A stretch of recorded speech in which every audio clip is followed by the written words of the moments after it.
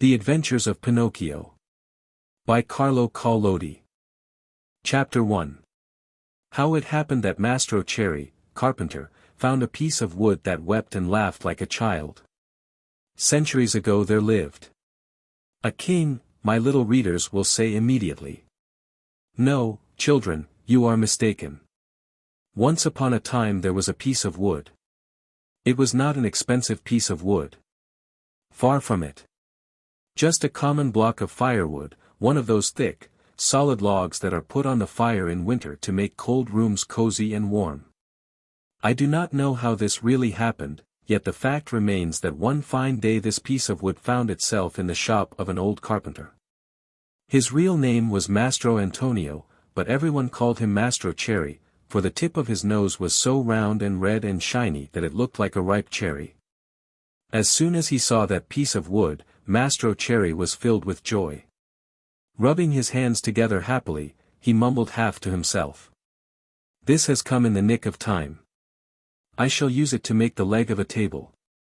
He grasped the hatchet quickly to peel off the bark and shape the wood.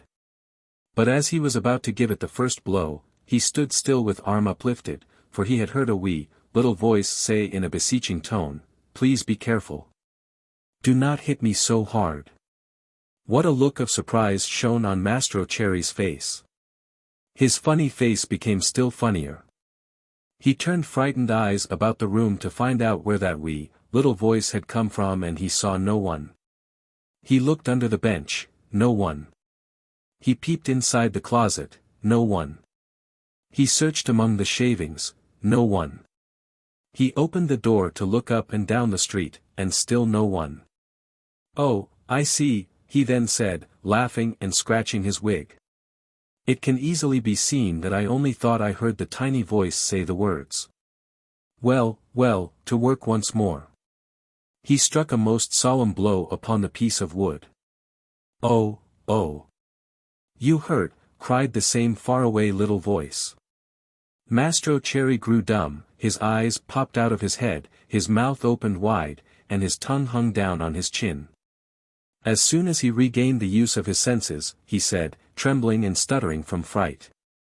"Where did that voice come from, when there is no one around? Might it be that this piece of wood has learned to weep and cry like a child? I can hardly believe it. Here it is, a piece of common firewood, good only to burn in the stove, the same as any other. Yet, might someone be hidden in it? If so, the worse for him. I'll fix him." With these words, he grabbed the log with both hands and started to knock it about unmercifully. He threw it to the floor, against the walls of the room, and even up to the ceiling. He listened for the tiny voice to moan and cry. He waited 2 minutes, nothing, 5 minutes, nothing, 10 minutes, nothing. "Oh, I see," he said, trying bravely to laugh and ruffling up his wig with his hand. "It can easily be seen I only imagined I heard the tiny voice. Well, well, to work once more." The poor fellow was scared half to death, so he tried to sing a gay song in order to gain courage. He set aside the hatchet and picked up the plane to make the wood smooth and even, but as he drew it to and fro, he heard the same tiny voice. This time it giggled as it spoke. "Stop it. Oh, stop it. Ha, ha, ha. You tickle my stomach." This time poor Mastro Cherry fell as if shot. When he opened his eyes, he found himself sitting on the floor. His face had changed, fright had turned even the tip of his nose from red to deepest purple. How do you find this book? Any thoughts about the book or the author? Any suggestion for improvement? Please take a moment to share your thoughts in a comment. If you like it, share it with your friends who might enjoy it as well. Subscribe to keep in touch. Visit CompleteAudiobooks.com for more quality content. Chapter 2. Mastro Cherry gives the piece of wood to his friend Geppetto, who takes it to make himself a marionette that will dance, fence, and turn somersaults. In that very instant, a loud knock sounded on the door. "Come in," said the carpenter, not having an atom of strength left with which to stand up. At the words, the door opened and a dapper little old man came in. His name was Geppetto, but to the boys of the neighborhood he was Polendina, one on account of the wig he always wore, which was just the color of yellow corn. Geppetto had a very bad temper. Woe to the one who called him Polendina. He became as wild as a beast and no one could soothe him. "Good day, Mastro Antonio," said Geppetto. "What are you doing on the floor?" "I am teaching the ants their ABCs. "Good luck to you." "What brought you here, friend Geppetto?" "My legs. And it may flatter you to know, Mastro Antonio, that I have come to you to beg for a favor." "Here I am, at your service," answered the carpenter, raising himself onto his knees.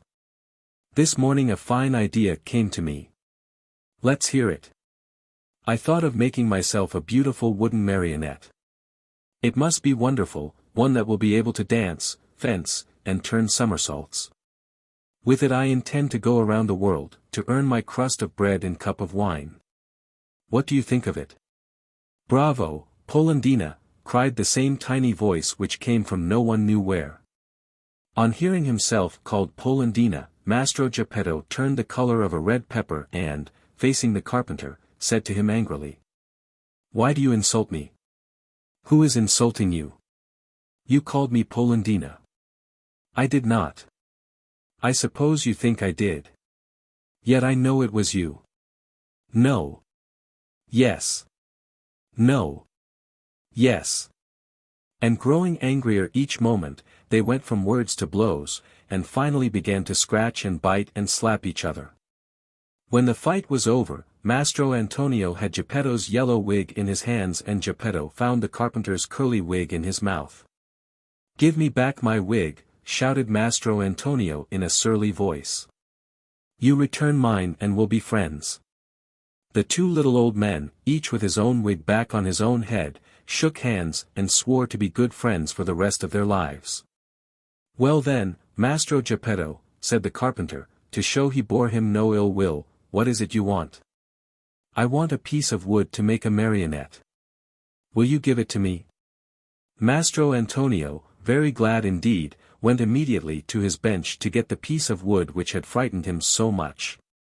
But as he was about to give it to his friend, with a violent jerk it slipped out of his hands and hit against poor Geppetto's thin legs. "Ah! Is this the gentle way, Mastro Antonio, in which you make your gifts? You have made me almost lame. I swear to you I did not do it. It was I, of course. It's the fault of this piece of wood." "You're right, but remember you were the one to throw it at my legs." "I did not throw it." "Liar. Geppetto, do not insult me or I shall call you Polendina." "Idiot." "Polendina." "Donkey." "Polendina." "Ugly monkey." "Polendina." On hearing himself called Polendina for the third time, Geppetto lost his head with rage and threw himself upon the carpenter. Then and there they gave each other a sound thrashing.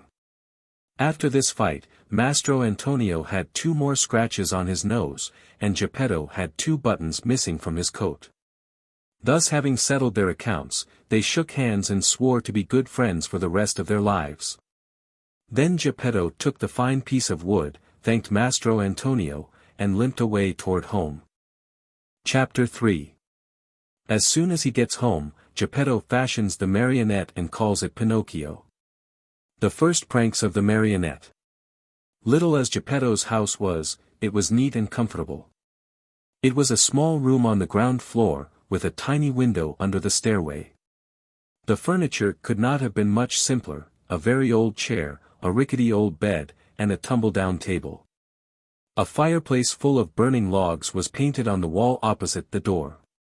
Over the fire, there was painted a pot full of something which kept boiling happily away and sending up clouds of what looked like real steam. As soon as he reached home, Geppetto took his tools and began to cut and shape the wood into a marionette. "What shall I call him?" he said to himself. "I think I'll call him Pinocchio. This name will make his fortune. I knew a whole family of Pinocchi once, Pinocchio the father, Pinocchia the mother, and Pinocchi the children, and they were all lucky. The richest of them begged for his living. After choosing the name for his marionette, Geppetto set seriously to work to make the hair, the forehead, the eyes. Fancy his surprise when he noticed that these eyes moved and then stared fixedly at him. Geppetto, seeing this, felt insulted and said in a grieved tone, "Ugly wooden eyes, why do you stare so?" There was no answer. After the eyes, Geppetto made the nose, which began to stretch as soon as finished. It stretched and stretched and stretched till it became so long, it seemed endless. Poor Geppetto kept cutting it and cutting it, but the more he cut, the longer grew that impertinent nose. In despair he let it alone. Next he made the mouth. No sooner was it finished than it began to laugh and poke fun at him. "Stop laughing," said Geppetto angrily, but he might as well have spoken to the wall. "Stop laughing, I say," he roared in a voice of thunder. The mouth stopped laughing, but it stuck out a long tongue. Not wishing to start an argument, Geppetto made believe he saw nothing and went on with his work. After the mouth, he made the chin, then the neck, the shoulders, the stomach, the arms, and the hands. As he was about to put the last touches on the fingertips, Geppetto felt his wig being pulled off. He glanced up and what did he see? His yellow wig was in the marionette's hand. "Pinocchio, give me my wig." But instead of giving it back, Pinocchio put it on his own head, which was half swallowed up in it. At that unexpected trick, Geppetto became very sad and downcast, more so than he had ever been before. "Pinocchio, you wicked boy," he cried out. "You are not yet finished, and you start out by being impudent to your poor old father. Very bad, my son, very bad." And he wiped away a tear. The legs and feet still had to be made. As soon as they were done, Geppetto felt a sharp kick on the tip of his nose. "I deserve it," he said to himself. "I should have thought of this before I made him. Now it's too late." He took hold of the marionette under the arms and put him on the floor to teach him to walk. Pinocchio's legs were so stiff that he could not move them, and Geppetto held his hand and showed him how to put out one foot after the other. When his legs were limbered up, Pinocchio started walking by himself and ran all around the room. He came to the open door, and with one leap he was out into the street. Away he flew. Poor Geppetto ran after him but was unable to catch him, for Pinocchio ran in leaps and bounds, his 2 wooden feet, as they beat on the stones of the street, making as much noise as 20 peasants in wooden shoes. "Catch him! Catch him!" Geppetto kept shouting. But the people in the street, seeing a wooden marionette running like the wind, stood still to stare and to laugh until they cried. At last, by sheer luck, a carabiner too happened along, who, hearing all that noise, thought that it might be a runaway colt, and stood bravely in the middle of the street, with legs wide apart, firmly resolved to stop it and prevent any trouble. Pinocchio saw the carabiner from afar and tried his best to escape between the legs of the big fellow, but without success. The carabiner grabbed him by the nose, it was an extremely long one and seemed made on purpose for that very thing, and returned him to Mastro Geppetto. The little old man wanted to pull Pinocchio's ears. Think how he felt when, upon searching for them, he discovered that he had forgotten to make them. All he could do was to seize Pinocchio by the back of the neck and take him home. As he was doing so, he shook him 2 or 3 times and said to him angrily, "We're going home now. When we get home, then we'll settle this matter." Pinocchio, on hearing this, threw himself on the ground and refused to take another step. One person after another gathered around the two. Some said one thing, some another. "Poor marionette," called out a man. "I am not surprised he doesn't want to go home. Geppetto, no doubt, will beat him unmercifully, he is so mean and cruel." "Geppetto looks like a good man," added another, "but with boys he's a real tyrant. If we leave that poor marionette in his hands he may tear him to pieces." They said so much that, finally, the carabiner ended matters by setting Pinocchio at liberty and dragging Geppetto to prison. The poor old fellow did not know how to defend himself, but wept and wailed like a child and said between his sobs, Ungrateful boy. To think I tried so hard to make you a well-behaved marionette. I deserve it, however. I should have given the matter more thought. What happened after this is an almost unbelievable story, but you may read it, dear children, in the chapters that follow. Chapter 4. The Story of Pinocchio and the Talking Cricket, in which one sees that bad children do not like to be corrected by those who know more than they do. Very little time did it take to get poor old Geppetto to prison. In the meantime that rascal, Pinocchio, free now from the clutches of the carabiner, was running wildly across fields and meadows, taking one short cut after another toward home. In his wild flight, he leaped over brambles and bushes, and across brooks and ponds, as if he were a goat or a hare chased by hounds. On reaching home, he found the house door half open. He slipped into the room, locked the door, and threw himself on the floor, happy at his escape. But his happiness lasted only a short time, for just then he heard someone saying, "Siri. Who is calling me?" asked Pinocchio, greatly frightened. "I am."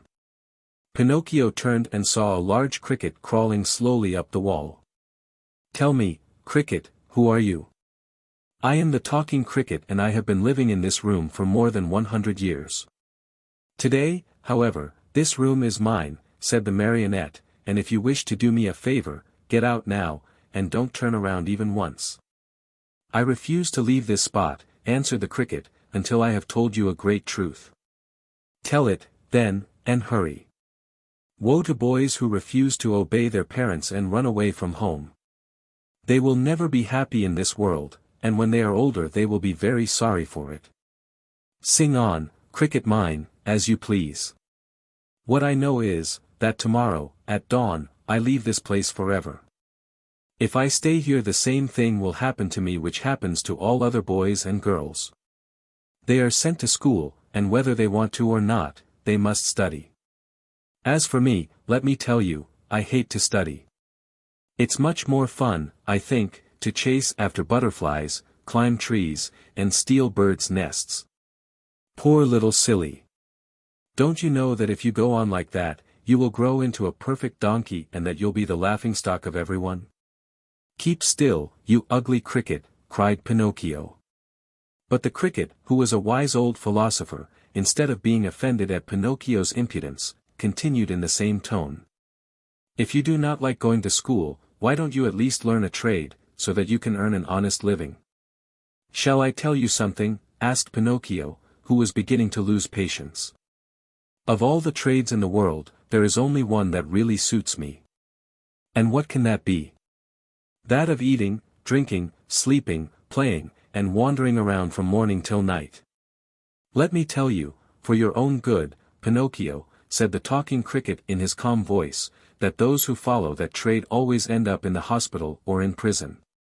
Careful, ugly cricket. If you make me angry, you'll be sorry. Poor Pinocchio, I am sorry for you. Why? Because you are a marionette and, what is much worse, you have a wooden head. At these last words, Pinocchio jumped up in a fury, took a hammer from the bench, and threw it with all his strength at the talking cricket.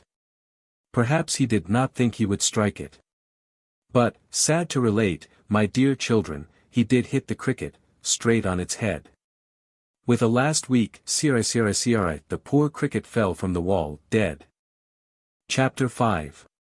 Pinocchio is hungry and looks for an egg to cook himself an omelette, but, to his surprise, the omelette flies out of the window. If the cricket's death scared Pinocchio at all, it was only for a very few moments. For, as night came on, a queer, empty feeling at the pit of his stomach reminded the marionette that he had eaten nothing as yet. A boy's appetite grows very fast, and in a few moments the queer, empty feeling had become hunger, and the hunger grew bigger and bigger, until soon he was as ravenous as a bear.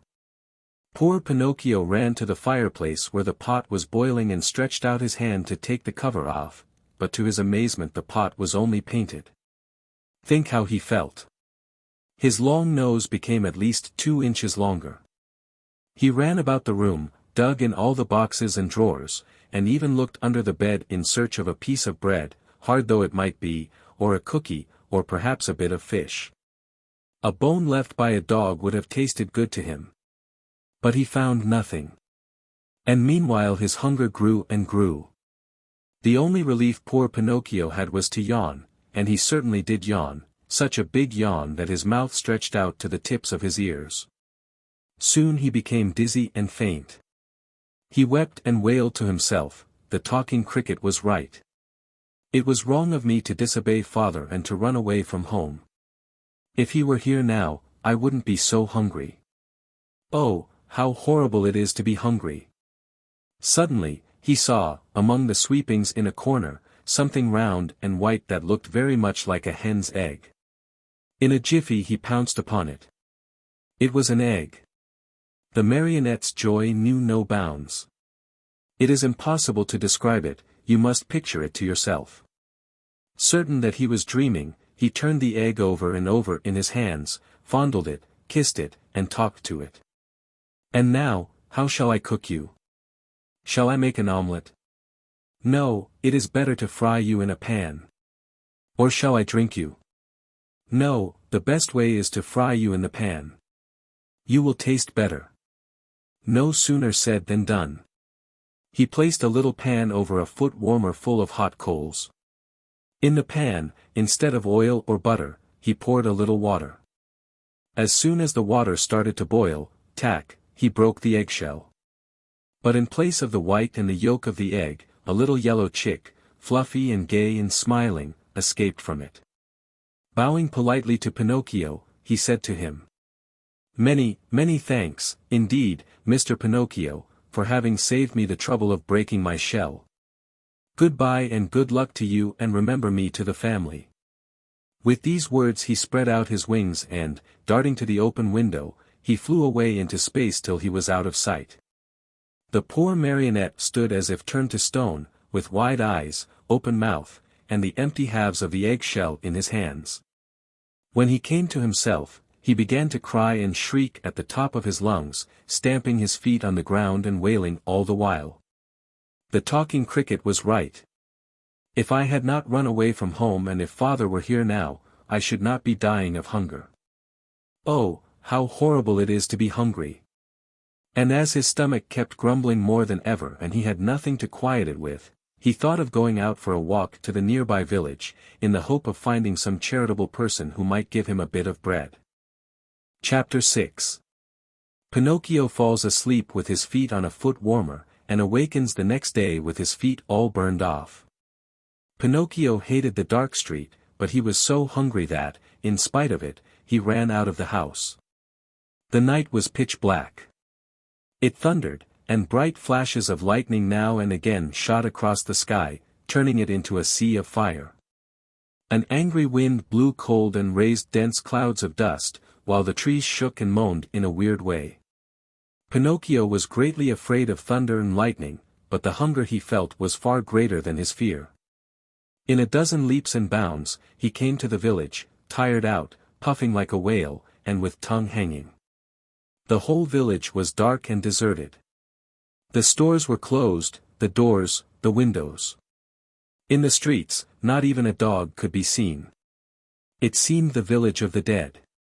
Pinocchio, in desperation, ran up to a doorway, threw himself upon the bell, and pulled it wildly, saying to himself, "Someone will surely answer that." He was right. An old man in a nightcap opened the window and looked out. He called down angrily, "What do you want at this hour of night? Will you be good enough to give me a bit of bread? I am hungry."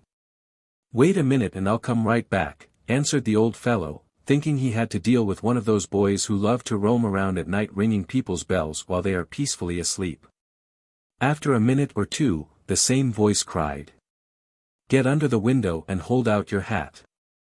Pinocchio had no hat, but he managed to get under the window just in time to feel a shower of ice-cold water pour down on his poor wooden head, his shoulders, and over his whole body. He returned home as wet as a rag, and tired out from weariness and hunger. As he no longer had any strength left with which to stand, he sat down on a little stool and put his 2 feet on the stove to dry them.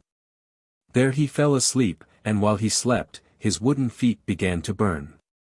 Slowly, very slowly, they blackened and turned to ashes. Pinocchio snored away happily as if his feet were not his own. At dawn he opened his eyes just as a loud knocking sounded at the door. "Who is it?" he called, yawning and rubbing his eyes. "It is I," answered a voice. It was the voice of Geppetto. Chapter 7. Geppetto returns home and gives his own breakfast to the marionette. The poor marionette, who was still half asleep, had not yet found out that his 2 feet were burned and gone. As soon as he heard his father's voice, he jumped up from his seat to open the door, but, as he did so, he staggered and fell headlong to the floor. In falling, he made as much noise as a sack of wood falling from the 5th story of a house. "Open the door for me!" Geppetto shouted from the street. "Father, dear father, I can't," answered the marionette in despair, crying and rolling on the floor. "Why can't you?" "Because someone has eaten my feet." "And who has eaten them?" "The cat," answered Pinocchio, seeing that little animal busily playing with some shavings in the corner of the room. "Open." "I say," repeated Geppetto, "or I'll give you a sound whipping when I get in." "Father, believe me, I can't stand up." "Oh, dear. Oh, dear. I shall have to walk on my knees all my life." Geppetto, thinking that all these tears and cries were only other pranks of the marionette, climbed up the side of the house and went in through the window.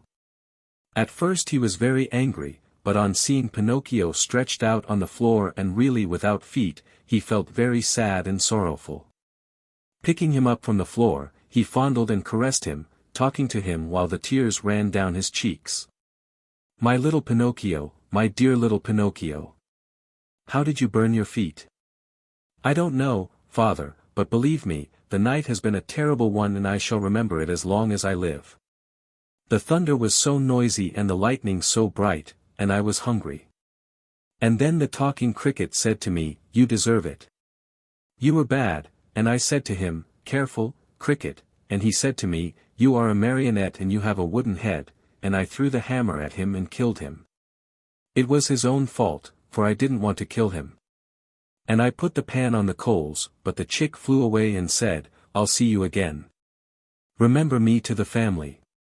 And my hunger grew, and I went out, and the old man with a nightcap looked out of the window and threw water on me, and I came home and put my feet on the stove to dry them because I was still hungry.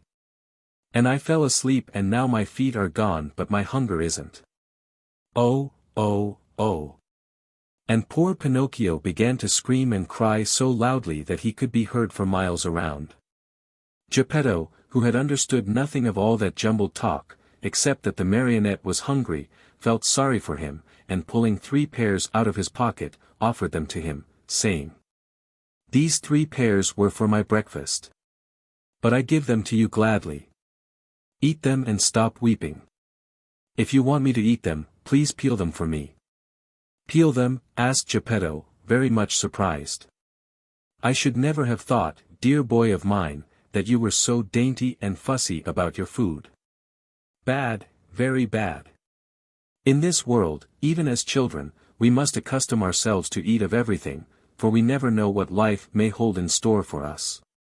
"You may be right," answered Pinocchio, "but I will not eat the pears if they are not peeled. I don't like them." And good old Geppetto took out a knife, peeled the 3 pears, and put the skins in a row on the table. Pinocchio ate 1 pear in a twinkling and started to throw the core away, but Geppetto held his arm. "Oh, no, don't throw it away. Everything in this world may be of some use. But the core I will not eat," cried Pinocchio in an angry tone. "Who knows," repeated Geppetto calmly. And later the 3 cores were placed on the table next to the skins. Pinocchio had eaten the 3 pears, or rather devoured them. Then he yawned deeply, and wailed. "I'm still hungry. But I have no more to give you. Really, nothing, nothing. I have only these 3 cores and these skins." "Very well, then," said Pinocchio, "if there is nothing else I'll eat them." At first he made a wry face, but, one after another, the skins and the cores disappeared. "Ah! Now I feel fine," he said after eating the last one. "You see," observed Geppetto, "that I was right when I told you that one must not be too fussy and too dainty about food. My dear, we never know what life may have in store for us." Chapter 8. Geppetto makes Pinocchio a new pair of feet, and sells his coat to buy him an ABC book. The marionette, as soon as his hunger was appeased, started to grumble and cry that he wanted a new pair of feet. But Mastro Geppetto, in order to punish him for his mischief, let him alone the whole morning. After dinner he said to him, "Why should I make your feet over again? To see you run away from home once more." "I promise you," answered the marionette, sobbing, "that from now on I'll be good." "Boys always promise that when they want something," said Geppetto. "I promise to go to school every day, to study, and to succeed. Boys always sing that song when they want their own will. But I am not like other boys. I am better than all of them, and I always tell the truth. I promise you, father, that I'll learn a trade, and I'll be the comfort and staff of your old age." Geppetto, though trying to look very stern, felt his eyes fill with tears and his heart soften when he saw Pinocchio so unhappy. He said no more, but taking his tools and 2 pieces of wood, he set to work diligently. In less than an hour the feet were finished, 2 slender, nimble little feet, strong and quick, modeled as if by an artist's hands. "Close your eyes and sleep," Geppetto then said to the marionette. Pinocchio closed his eyes and pretended to be asleep, while Geppetto stuck on the 2 feet with a bit of glue melted in an eggshell, doing his work so well that the joint could hardly be seen. As soon as the marionette felt his new feet, he gave one leap from the table and started to skip and jump around, as if he had lost his head from very joy. "To show you how grateful I am to you, father, I'll go to school now. But to go to school I need a suit of clothes." Geppetto did not have a penny in his pocket, so he made his son a little suit of flowered paper, a pair of shoes from the bark of a tree, and a tiny cap from a bit of dough. Pinocchio ran to look at himself in a bowl of water, and he felt so happy that he said proudly, "Now I look like a gentleman." "Truly," answered Geppetto. "But remember that fine clothes do not make the man unless they be neat and clean." "Very true," answered Pinocchio, "but, in order to go to school, I still need something very important." "What is it?" "An ABC book." "To be sure. But how shall we get it?" "That's easy. We'll go to a bookstore and buy it." "And the money?" "I have none." "Neither have I," said the old man sadly. Pinocchio, although a happy boy always, became sad and downcast at these words. When poverty shows itself, even mischievous boys understand what it means. "What does it matter, after all?" cried Geppetto all at once, as he jumped up from his chair. Putting on his old coat, full of darns and patches, he ran out of the house without another word. After a while he returned. In his hands he had the ABC book for his son, but the old coat was gone. The poor fellow was in his shirt sleeves and the day was cold. "Where's your coat, father?" "I have sold it." "Why did you sell your coat?" "It was too warm." Pinocchio understood the answer in a twinkling, and, unable to restrain his tears, he jumped on his father's neck and kissed him over and over.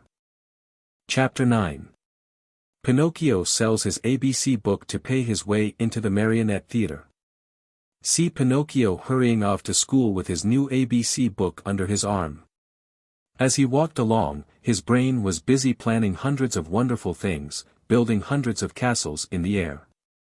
Talking to himself, he said, "In school today, I'll learn to read, tomorrow to write, and the day after tomorrow I'll do arithmetic.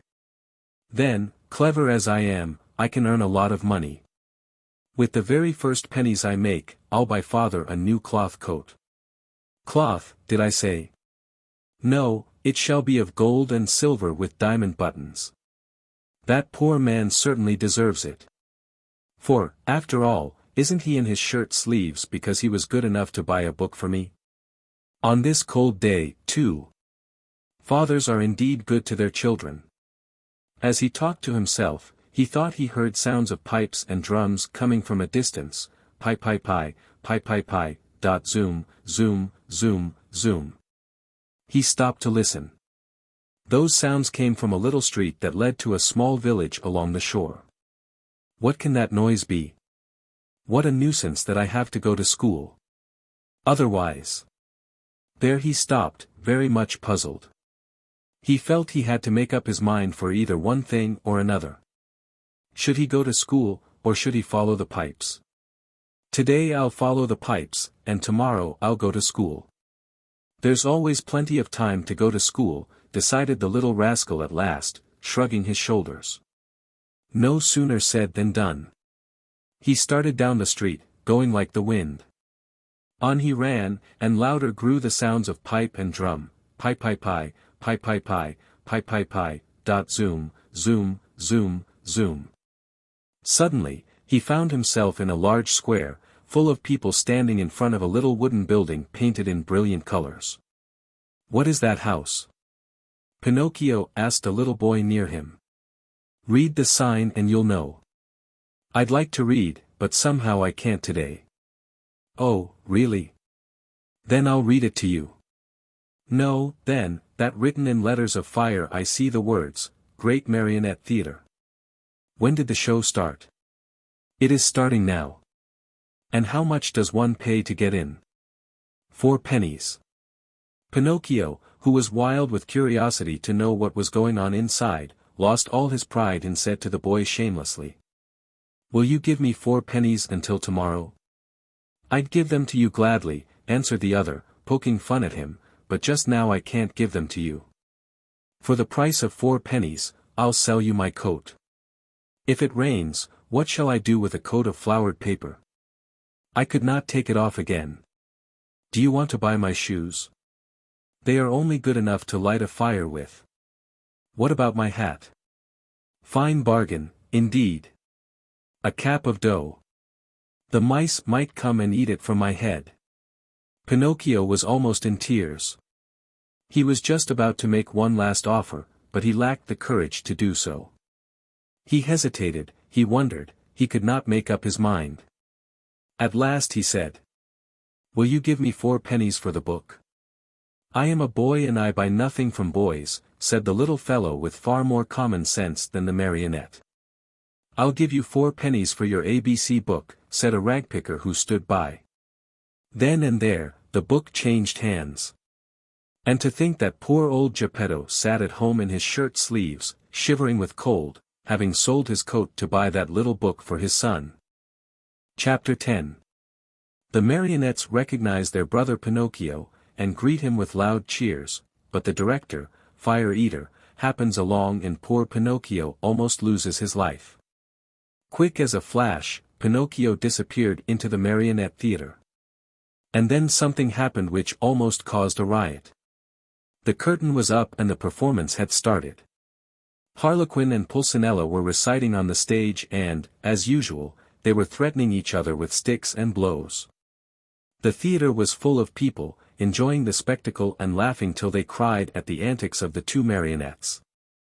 The play continued for a few minutes, and then suddenly, without any warning, Harlequin stopped talking.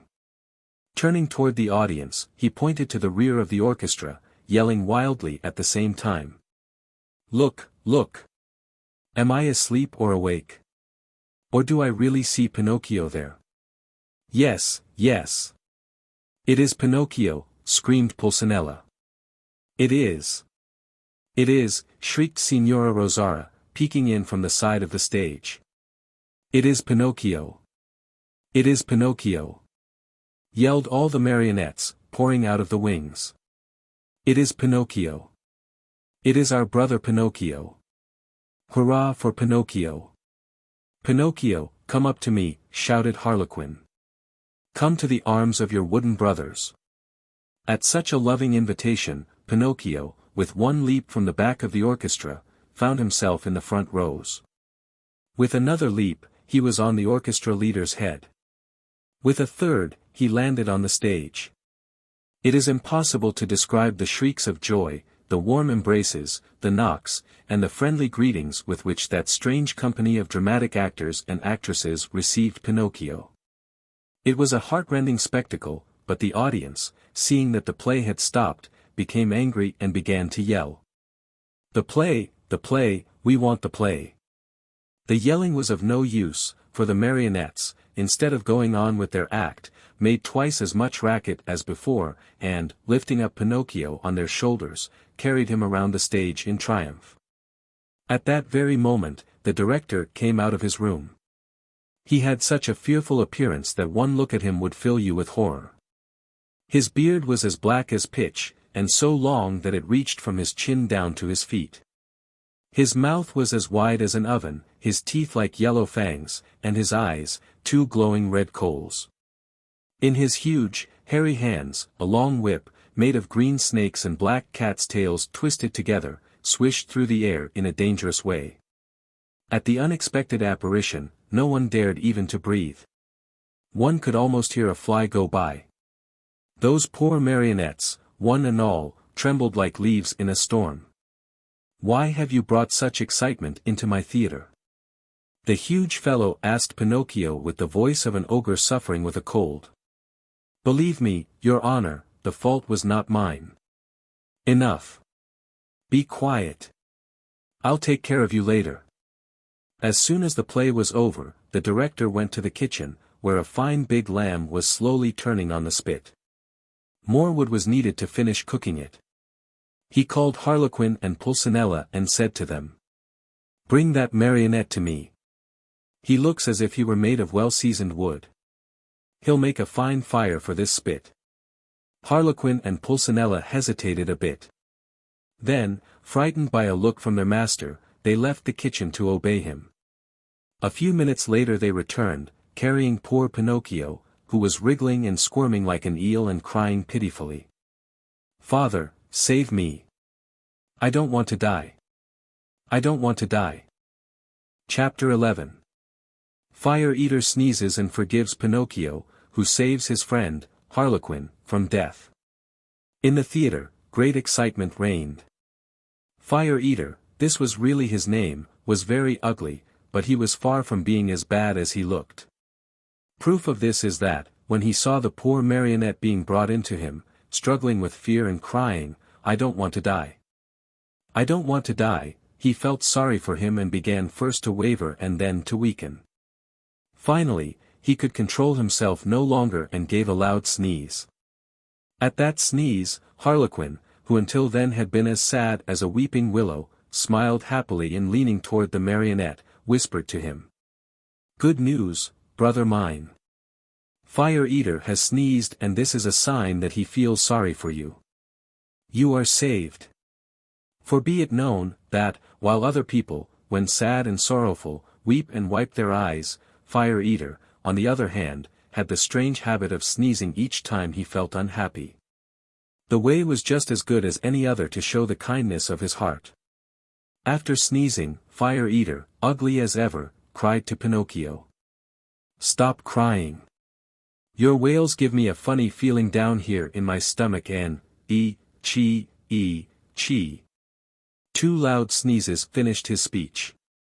"God bless you," said Pinocchio. "Thanks. Are your father and mother still living?" demanded Fire Eater. "My father, yes. My mother I have never known. Your poor father would suffer terribly if I were to use you as firewood. Poor old man. I feel sorry for him. Chee. 3 more sneezes sounded, louder than ever. "God bless you," said Pinocchio. "Thanks. However, I ought to be sorry for myself, too, just now.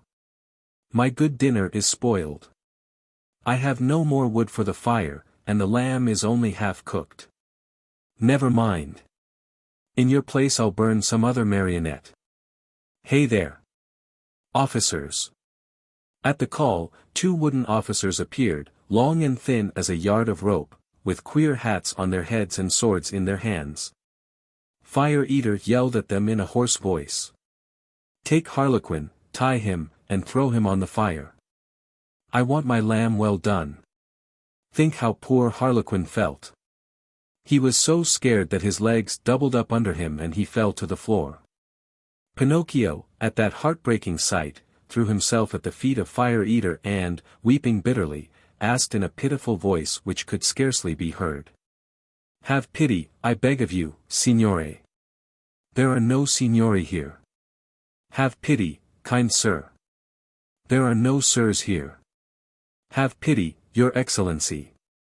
On hearing himself addressed as your excellency, the director of the marionette theater sat up very straight in his chair, stroked his long beard, and becoming suddenly kind and compassionate, smiled proudly as he said to Pinocchio.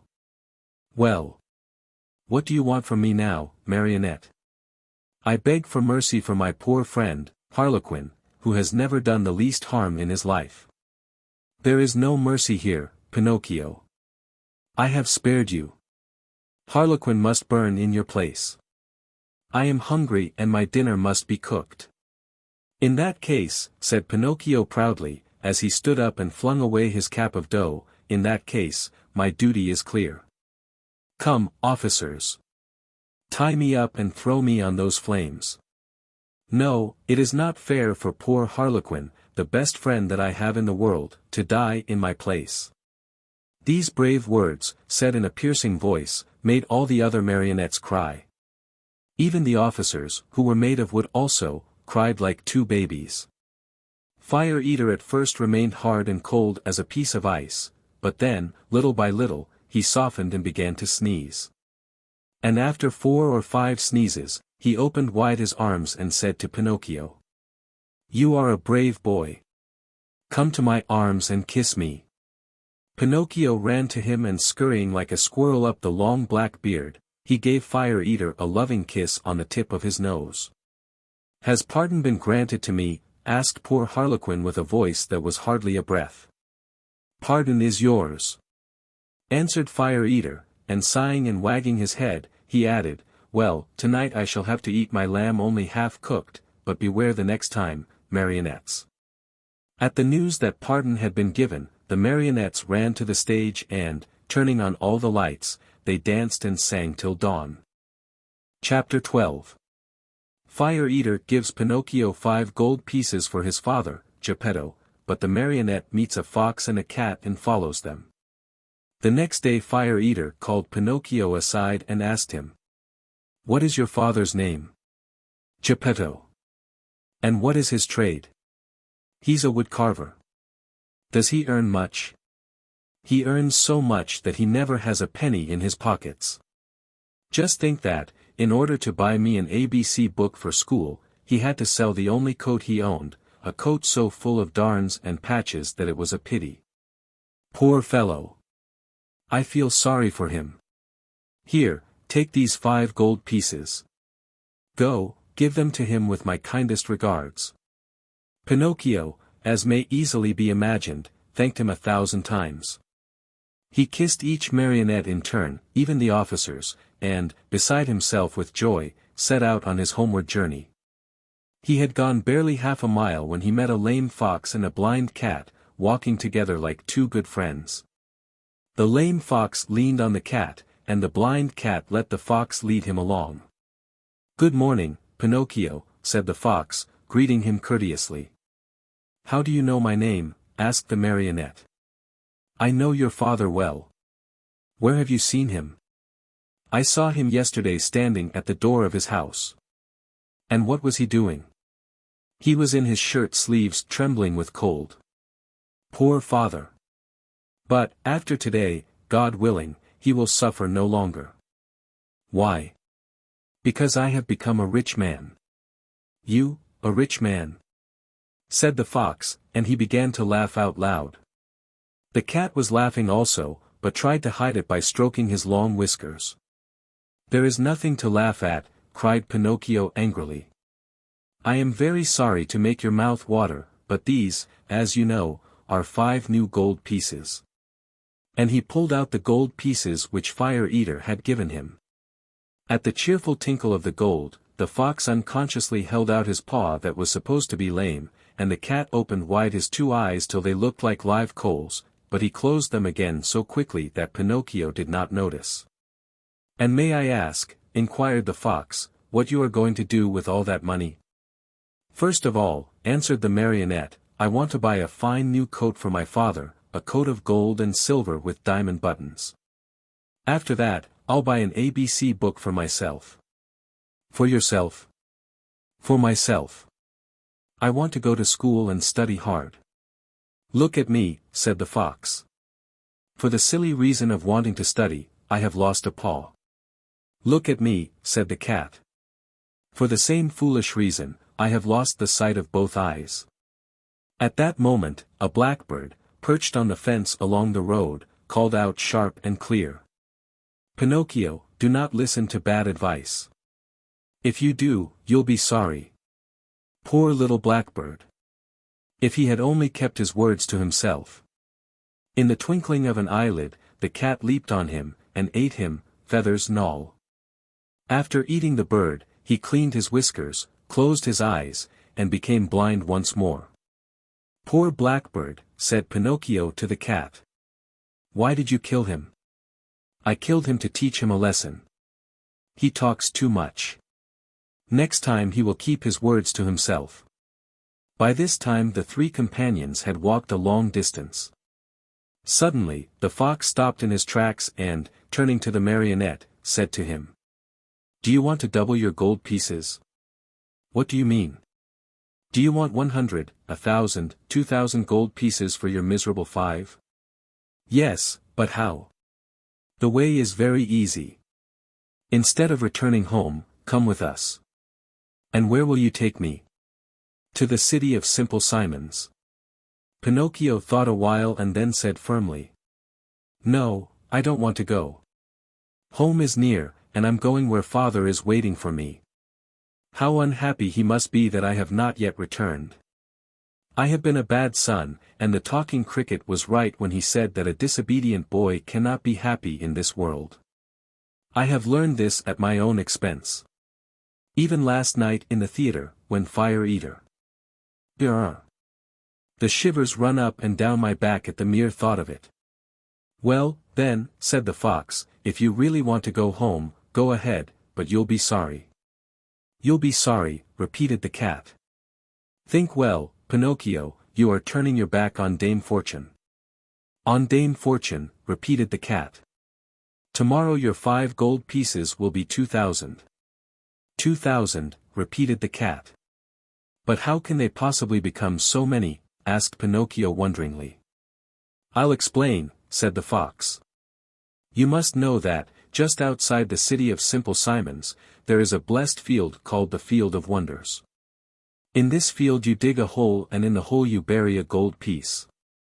After covering up the hole with earth you water it well, sprinkle a bit of salt on it, and go to bed. During the night, the gold piece sprouts, grows, blossoms, and next morning you find a beautiful tree, that is loaded with gold pieces. So that if I were to bury my 5 gold pieces," cried Pinocchio with growing wonder, "next morning I should find, how many?" "It is very simple to figure out," answered the fox. "Why, you can figure it on your fingers. Granted that each piece gives you 500, multiply 500 by 5. Next morning you will find 2,500 new, sparkling gold pieces." "Fine! Fine!" cried Pinocchio, dancing about with joy. "And as soon as I have them, I shall keep 2,000 for myself and the other 500 I'll give to you too." "A gift for us?" cried the fox, pretending to be insulted. "Why, of course not." "Of course not," repeated the cat. "We do not work for gain," answered the fox. "We work only to enrich others." "To enrich others," repeated the cat. "What good people," thought Pinocchio to himself. And forgetting his father, the new coat, the ABC book, and all his good resolutions, he said to the fox and to the cat, "Let us go. I am with you." Chapter 13. The Inn of the Red Lobster. Cat and fox and marionette walked and walked and walked. At last, toward evening, dead tired, they came to the Inn of the Red Lobster. "Let us stop here a while," said the fox, "to eat a bite and rest for a few hours. At midnight we'll start out again, for at dawn tomorrow we must be at the Field of Wonders." They went into the inn and all three sat down at the same table. However, not one of them was very hungry. The poor cat felt very weak, and he was able to eat only 35 mullets with tomato sauce and 4 portions of tripe with cheese. Moreover, as he was so in need of strength, he had to have 4 more helpings of butter and cheese. The fox, after a great deal of coaxing, tried his best to eat a little. The doctor had put him on a diet, and he had to be satisfied with a small hare dressed with a dozen young and tender spring chickens. After the hare, he ordered some partridges, a few pheasants, a couple of rabbits, and a dozen frogs and lizards. That was all. He felt ill, he said, and could not eat another bite. Pinocchio ate least of all. He asked for a bite of bread and a few nuts and then hardly touched them. The poor fellow, with his mind on the Field of Wonders, was suffering from a gold piece indigestion. Supper over, the fox said to the innkeeper, "Give us 2 good rooms, one for Mr. Pinocchio and the other for me and my friend. Before starting out, we'll take a little nap. Remember to call us at midnight sharp, for we must continue on our journey." "Yes, sir," answered the innkeeper, winking in a knowing way at the fox and the cat, as if to say, "I understand." As soon as Pinocchio was in bed, he fell fast asleep and began to dream. He dreamed he was in the middle of a field. The field was full of vines heavy with grapes. The grapes were no other than gold coins which tinkled merrily as they swayed in the wind. They seemed to say, "Let him who wants us take us." Just as Pinocchio stretched out his hand to take a handful of them, he was awakened by 3 loud knocks at the door. It was the innkeeper who had come to tell him that midnight had struck. "Are my friends ready?" the marionette asked him. "Indeed, yes. They went 2 hours ago." "Why in such a hurry?"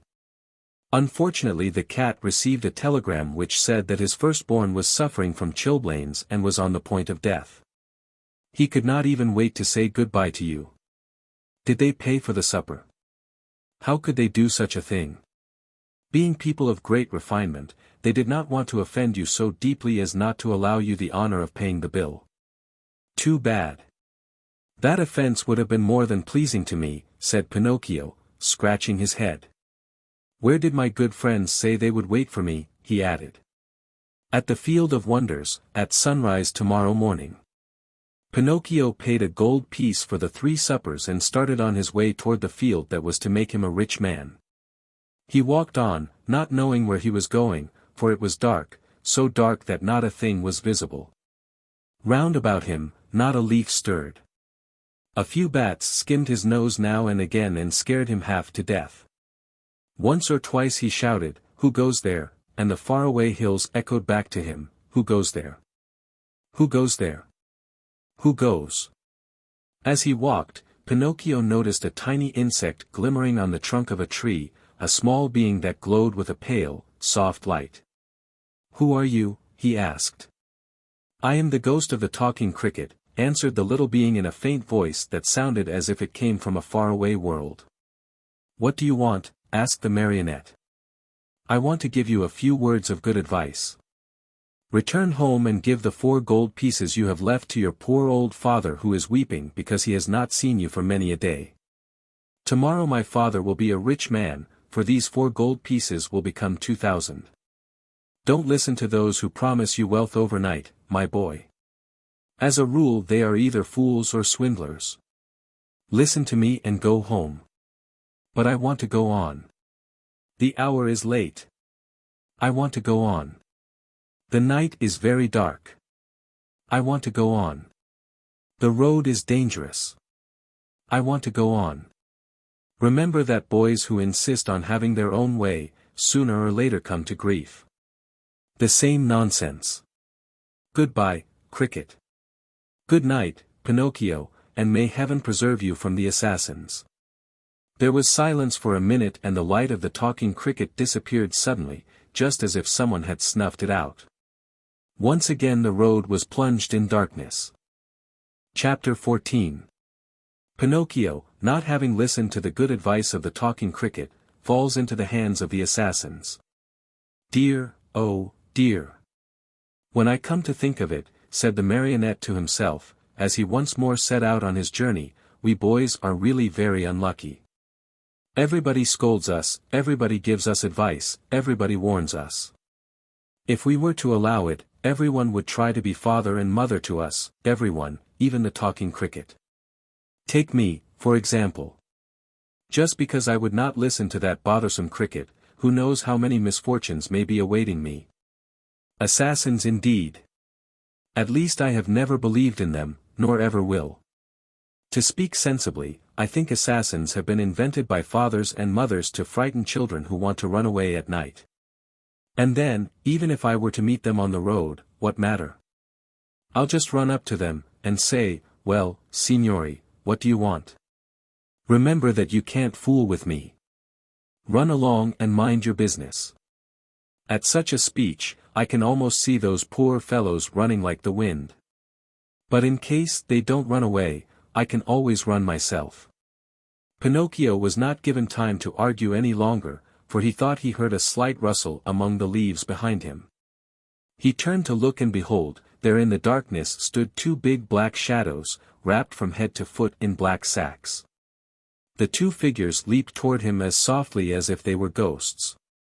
Here they come. Pinocchio said to himself, and, not knowing where to hide the gold pieces, he stuck all four of them under his tongue. He tried to run away, but hardly had he taken a step, when he felt his arms grasped and heard two horrible, deep voices say to him, your money or your life.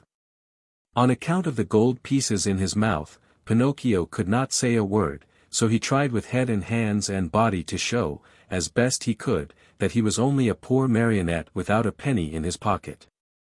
Come, come, less nonsense, and out with your money, cried the two thieves in threatening voices. Once more, Pinocchio's head and hands said, I haven't a penny. Out with that money or you're a dead man, said the taller of the two assassins. Dead man, repeated the other. And after having killed you, we will kill your father also. Your father also. No, no, no, not my father, cried Pinocchio, wild with terror, but as he screamed, the gold pieces tinkled together in his mouth. Ah, you rascal. So that's the game. You have the money hidden under your tongue. Out with it. But Pinocchio was as stubborn as ever. Are you deaf? Wait, young man, we'll get it from you in a twinkling. One of them grabbed the marionette by the nose and the other by the chin, and they pulled him unmercifully from side to side in order to make him open his mouth. All was of no use. The marionette's lips might have been nailed together. They would not open. In desperation the smaller of the two assassins pulled out a long knife from his pocket, and tried to pry Pinocchio's mouth open with it. Quick as a flash, the marionette sank his teeth deep into the assassin's hand, bit it off and spat it out. Fancy his surprise when he saw that it was not a hand, but a cat's paw. Encouraged by this first victory, he freed himself from the claws of his assailers and, leaping over the bushes along the road, ran swiftly across the fields. His pursuers were after him at once, like two dogs chasing a hare. After running 7 miles or so, Pinocchio was well nigh exhausted. Seeing himself lost, he climbed up a giant pine tree and sat there to see what he could see. The assassins tried to climb also, but they slipped and fell. Far from giving up the chase, this only spurred them on.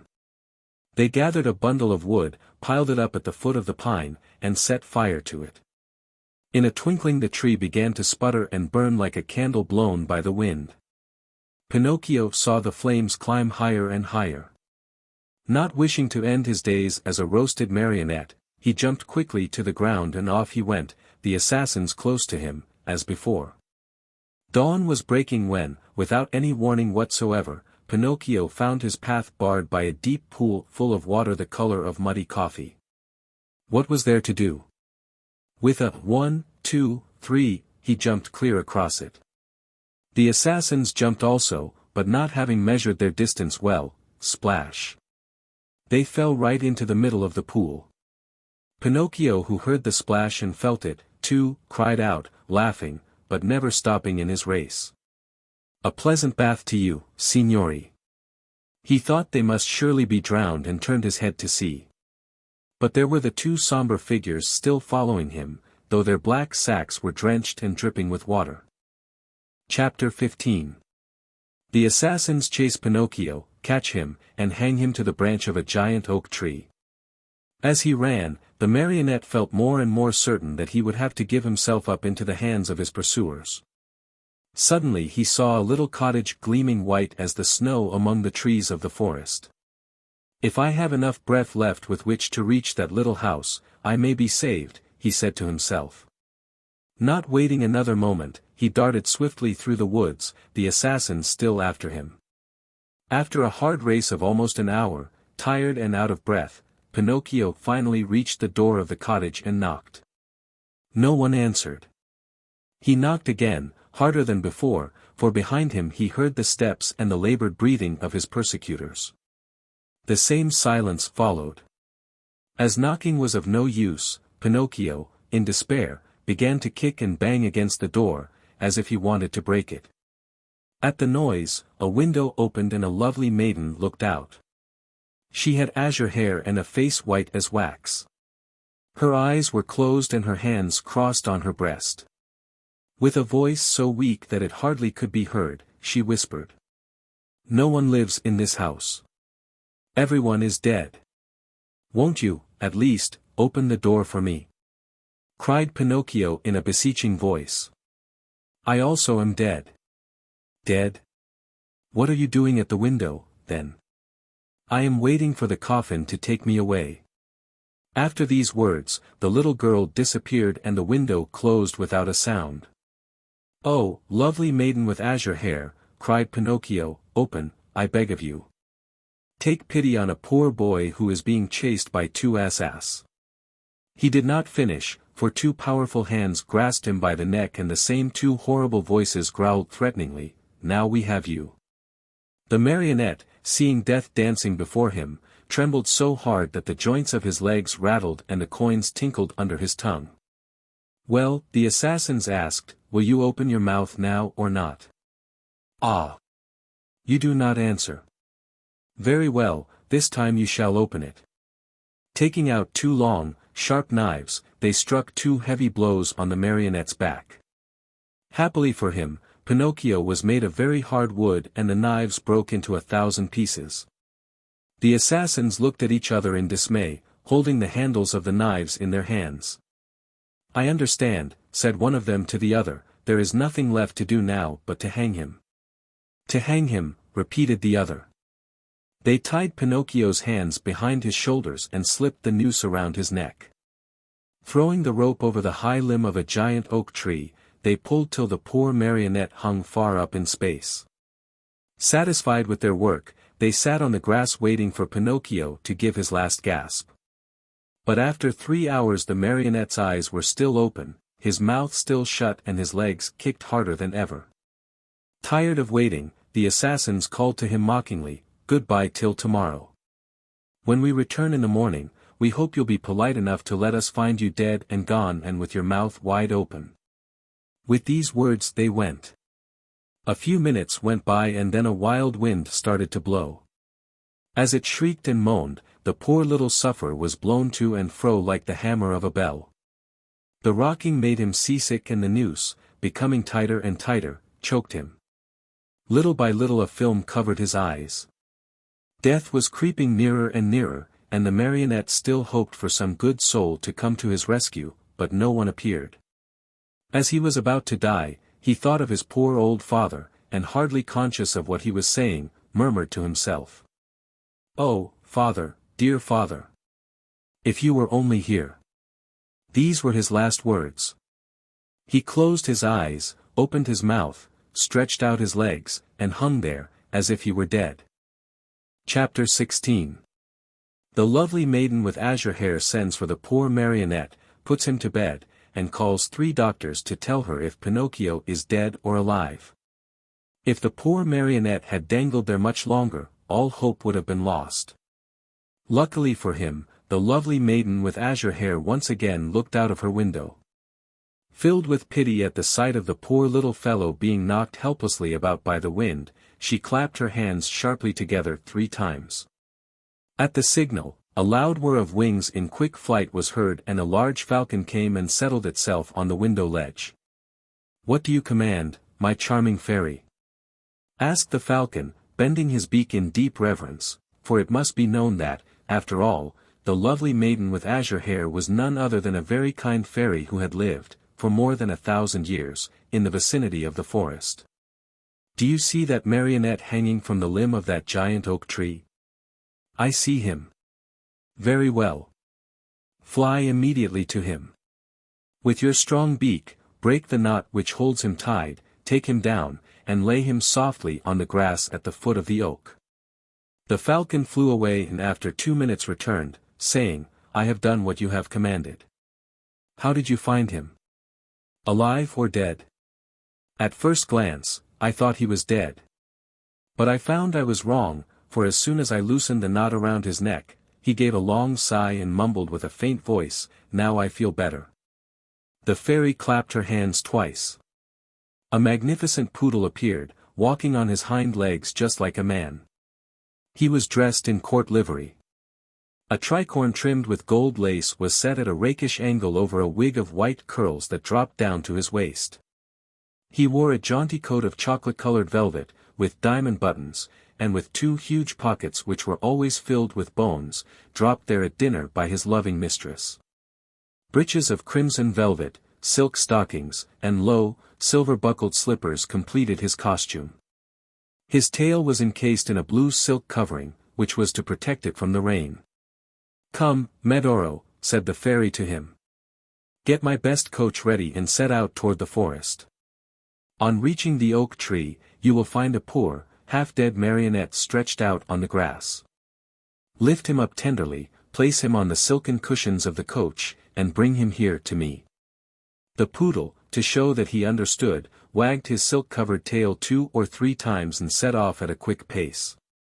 In a few minutes, a lovely little coach, made of glass, with lining as soft as whipped cream and chocolate pudding, and stuffed with canary feathers, pulled out of the stable. It was drawn by 100 pairs of white mice, and the poodle sat on the coachman's seat and snapped his whip gaily in the air, as if he were a real coachman in a hurry to get to his destination. In a quarter of an hour the coach was back. The fairy, who was waiting at the door of the house, lifted the poor little marionette in her arms, took him to a dainty room with mother-of-pearl walls, put him to bed, and sent immediately for the most famous doctors of the neighborhood to come to her.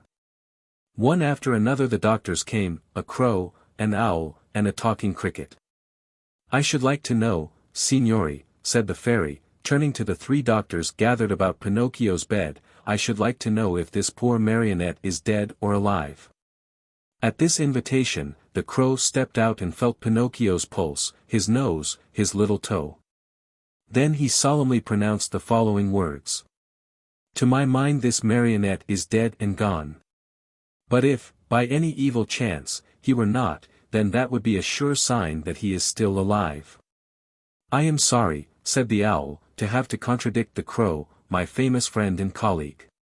To my mind this marionette is alive. But if, by any evil chance, he were not, then that would be a sure sign that he is wholly dead." "And do you hold any opinion?" the fairy asked the talking cricket. "I say that a wise doctor, when he does not know what he is talking about, should know enough to keep his mouth shut. However, that marionette is not a stranger to me. I have known him a long time."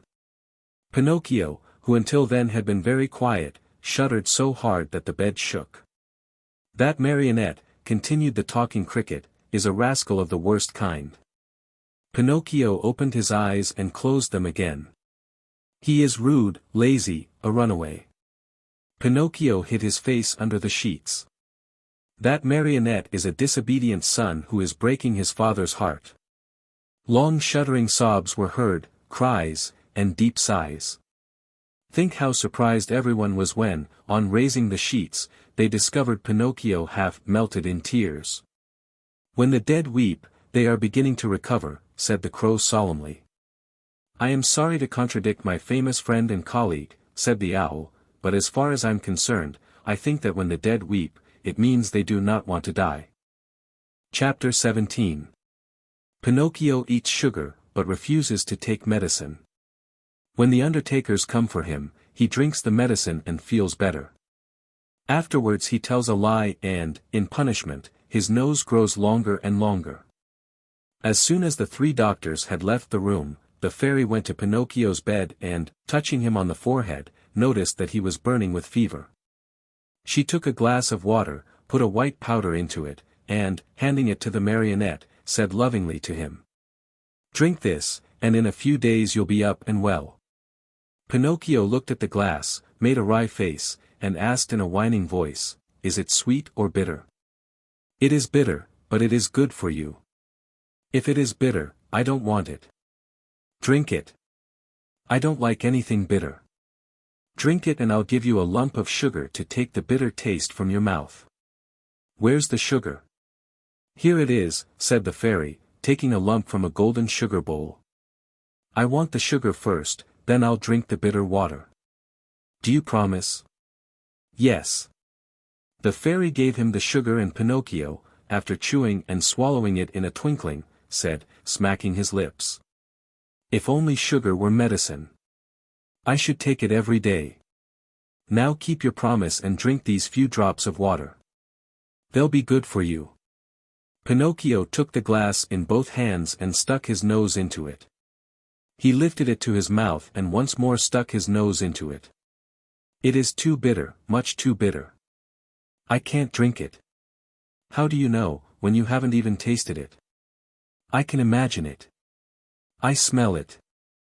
I want another lump of sugar, then I'll drink it." The fairy, with all the patience of a good mother, gave him more sugar and again handed him the glass. "I can't drink it like that," the marionette said, making more wry faces. "Why?" "Because that feather pillow on my feet bothers me." The fairy took away the pillow. "It's no use. I can't drink it even now." "What's the matter now?" "I don't like the way that door looks. It's half open." The fairy closed the door. "I won't drink it," cried Pinocchio, bursting out crying. "I won't drink this awful water. I won't. I won't. No, no, no, no. My boy, you'll be sorry. I don't care. You are very sick.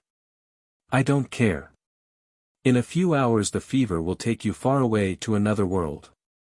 I don't care. Aren't you afraid of death?" "Not a bit. I'd rather die than drink that awful medicine." At that moment, the door of the room flew open and in came 4 rabbits as black as ink, carrying a small black coffin on their shoulders. "What do you want from me?" asked Pinocchio. "We have come for you," said the largest rabbit. "For me? But I'm not dead yet." "No, not dead yet. But you will be in a few moments since you have refused to take the medicine which would have made you well." "Oh, fairy, my fairy," the marionette cried out, "give me that glass. Quick, please. I don't want to die." "No, no, not yet, not yet." And holding the glass with his 2 hands, he swallowed the medicine at one gulp. "Well," said the 4 rabbits, "this time we have made the trip for nothing." And turning on their heels, they marched solemnly out of the room, carrying their little black coffin and muttering and grumbling between their teeth. In a twinkling, Pinocchio felt fine. With one leap he was out of bed and into his clothes. The fairy, seeing him run and jump around the room gay as a bird on wing, said to him, "My medicine was good for you, after all, wasn't it? Good indeed. It has given me new life. Why, then, did I have to beg you so hard to make you drink it? I'm a boy, you see, and all boys hate medicine more than they do sickness. What a shame. Boys ought to know, after all, that medicine, taken in time, can save them from much pain and even from death. Next time I won't have to be begged so hard. I'll remember those black rabbits with the black coffin on their shoulders, and I'll take the glass and poof, down it will go. Come here now and tell me how it came about that you found yourself in the hands of the assassins." "It happened that Fire Eater gave me 5 gold pieces to give to my father, but on the way, I met a fox and a cat, who asked me, 'Do you want the 5 pieces to become 2,000? And I said, 'Yes.' And they said, 'Come with us to the Field of Wonders.' And I said, 'Let's go.' Then they said, 'Let us stop at the Inn of the Red Lobster for dinner, and after midnight we'll set out again.' We ate and went to sleep. When I awoke they were gone, and I started out in the darkness all alone. On the road I met 2 assassins dressed in black coal sacks, who said to me, 'Your money or your life,' and I said, 'I haven't any money.' For, you see, I had put the money under my tongue. One of them tried to put his hand in my mouth, and I bit it off and spat it out, but it wasn't a hand, it was a cat's paw. And they ran after me, and I ran and ran, till at last they caught me and tied my neck with a rope and hanged me to a tree, saying, 'Tomorrow we'll come back for you, and you'll be dead and your mouth will be open. And then we'll take the gold pieces that you have hidden under your tongue.'" "Where are the gold pieces now?" the fairy asked. "I lost them," answered Pinocchio, but he told a lie, for he had them in his pocket. As he spoke, his nose, long though it was, became at least 2 inches longer. "And where did you lose them?" "In the wood nearby." At this second lie, his nose grew a few more inches. "If you lost them in the nearby wood," said the fairy, "we'll look for them and find them, for everything that is lost there is always found." "Ah, now I remember," replied the marionette, becoming more and more confused. "I did not lose the gold pieces, but I swallowed them when I drank the medicine." At this third lie, his nose became longer than ever, so long that he could not even turn around. If he turned to the right, he knocked it against the bed or into the window panes; if he turned to the left, he struck the walls or the door. If he raised it a bit, he almost put the fairy's eyes out. The fairy sat looking at him and laughing. "Why do you laugh?" the marionette asked her, worried now at the sight of his growing nose. "I am laughing at your lies." "How do you know I am lying?" "Lies, my boy, are known in a moment. There are 2 kinds of lies, lies with short legs and lies with long noses. Yours, just now, happen to have long noses." Pinocchio, not knowing where to hide his shame, tried to escape from the room, but his nose had become so long that he could not get it out of the door. Chapter 18. Pinocchio finds the fox and the cat again, and goes with them to sow the gold pieces in the Field of Wonders. Crying as if his heart would break, the marionette mourned for hours over the length of his nose. No matter how he tried, it would not go through the door. The fairy showed no pity toward him, as she was trying to teach him a good lesson, so that he would stop telling lies, the worst habit any boy may acquire. But when she saw him, pale with fright and with his eyes half out of his head from terror, she began to feel sorry for him and clapped her hands together. 1,000 woodpeckers flew in through the window and settled themselves on Pinocchio's nose. They pecked and pecked so hard at that enormous nose that in a few moments, it was the same size as before. "How good you are, my fairy," said Pinocchio, drying his eyes, "and how much I love you." "I love you, too," answered the fairy, "and if you wish to stay with me, you may be my little brother and I'll be your good little sister." "I should like to stay, but what about my poor father?" "I have thought of everything. Your father has been sent for and before night he will be here." "Really?" cried Pinocchio joyfully. "Then, my good fairy, if you are willing, I should like to go to meet him. I cannot wait to kiss that dear old man, who has suffered so much for my sake." "Surely, go ahead, but be careful not to lose your way. Take the wood path and you'll surely meet him." Pinocchio set out, and as soon as he found himself in the wood, he ran like a hare. When he reached the giant oak tree he stopped, for he thought he heard a rustle in the brush. He was right. There stood the fox and the cat, the 2 traveling companions with whom he had eaten at the Inn of the Red Lobster. "Here comes our dear Pinocchio," cried the fox, hugging and kissing him. "How did you happen here?" How did you happen here? Repeated the cat. It is a long story, said the marionette. Let me tell it to you. The other night, when you left me alone at the inn, I met the assassins on the road. The assassins? Oh, my poor friend. And what did they want? They wanted my gold pieces. Rascals, said the fox. The worst sort of rascals, added the cat. But I began to run, continued the marionette, and they after me, until they overtook me and hanged me to the limb of that oak. Pinocchio pointed to the giant oak nearby. Could anything be worse, said the fox. What an awful world to live in. Where shall we find a safe place for gentlemen like ourselves? As the fox talked thus, Pinocchio noticed that the cat carried his right paw in a sling. What happened to your paw? He asked. The cat tried to answer, but he became so terribly twisted in his speech that the fox had to help him out. My friend is too modest to answer. I'll answer for him. About an hour ago, we met an old wolf on the road. He was half-starved and begged for help. Having nothing to give him, what do you think my friend did out of the kindness of his heart? With his teeth, he bit off the paw of his front foot and threw it at that poor beast, so that he might have something to eat. As he spoke, the fox wiped off a tear. Pinocchio, almost in tears himself, whispered in the cat's ear. If all the cats were like you, how lucky the mice would be. And what are you doing here? The fox asked the marionette. I am waiting for my father, who will be here at any moment now. And your gold pieces? I still have them in my pocket, except one which I spent at the Inn of the Red Lobster.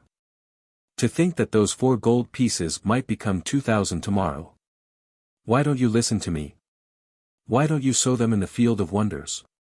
Today it is impossible. I'll go with you some other time. Another day will be too late, said the fox. Why?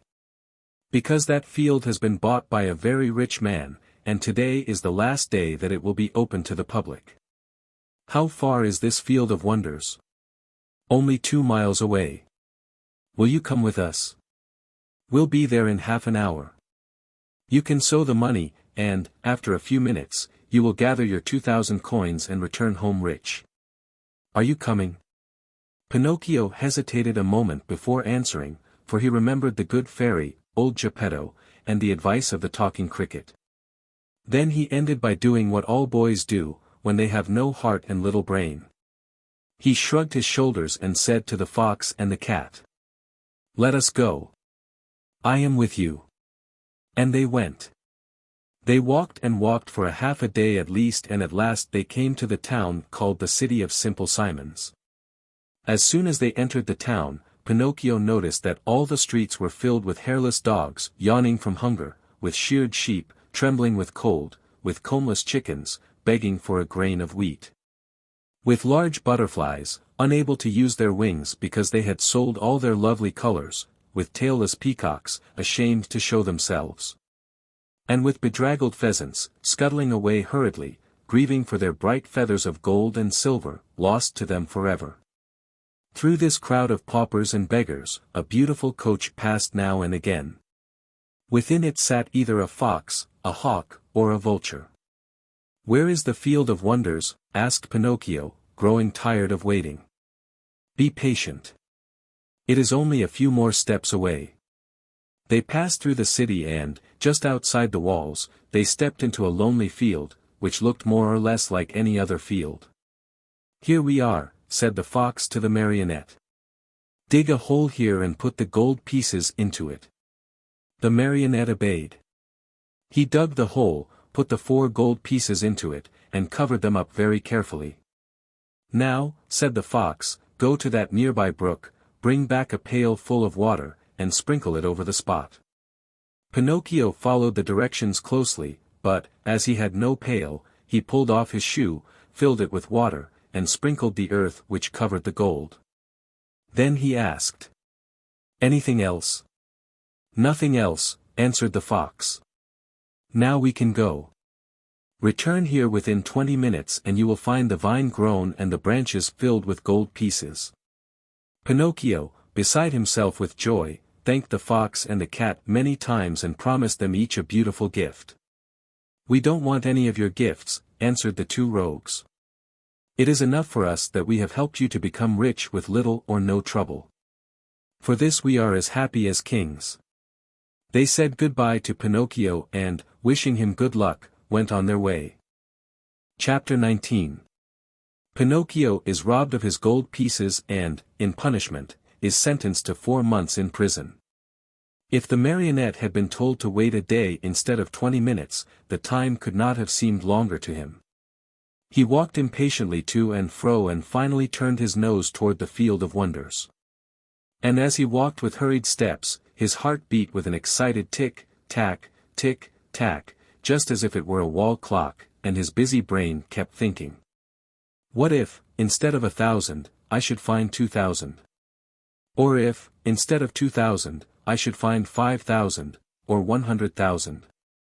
I'll build myself a beautiful palace, with 1,000 stables filled with 1,000 wooden horses to play with, a cellar overflowing with lemonade and ice cream soda, and a library of candies and fruits, cakes and cookies.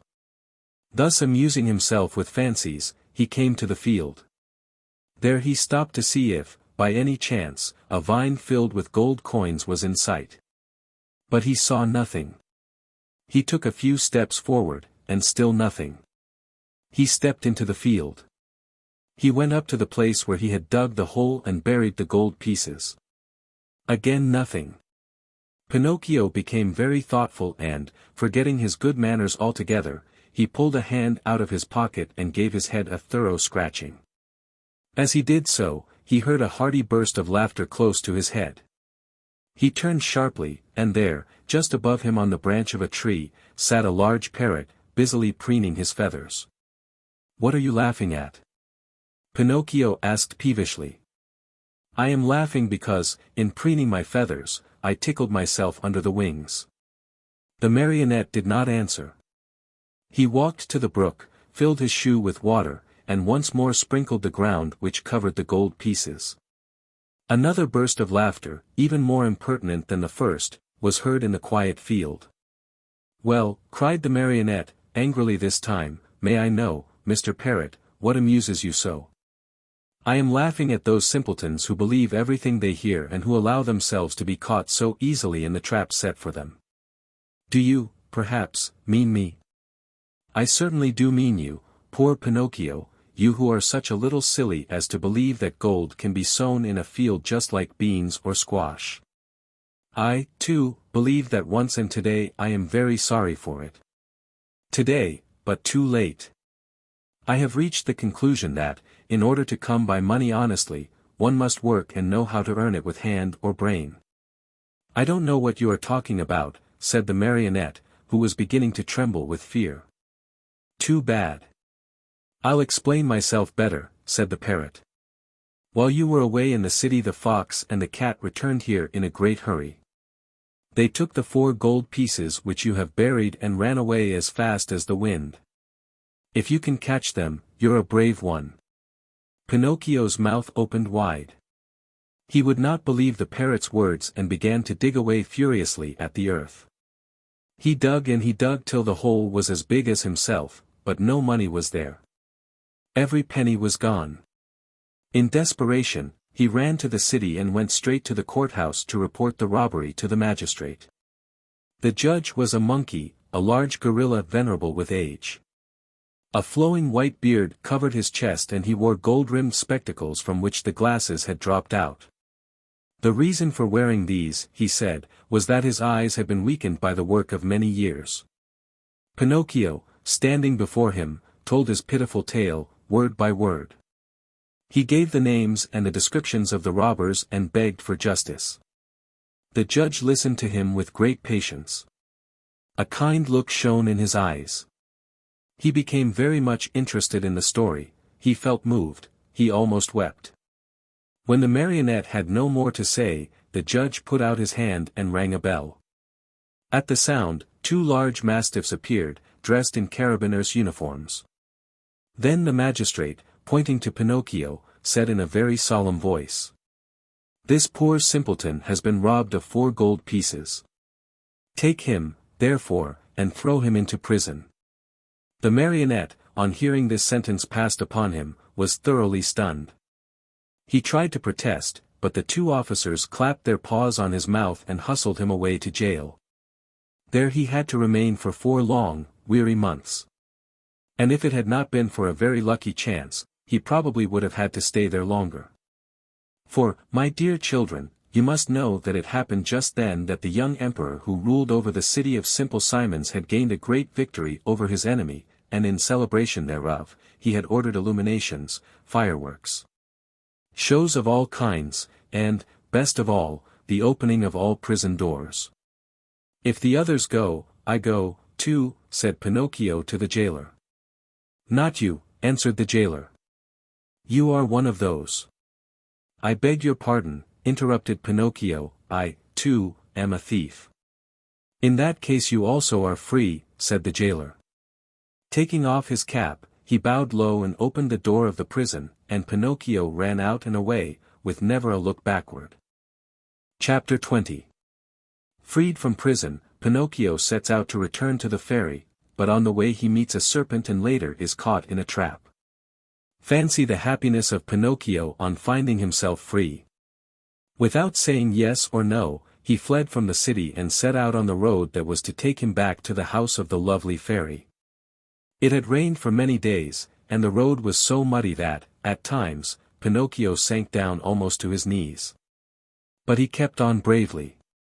Tormented by the wish to see his father and his fairy sister with azure hair, he raced like a greyhound. As he ran, he was splashed with mud even up to his cap.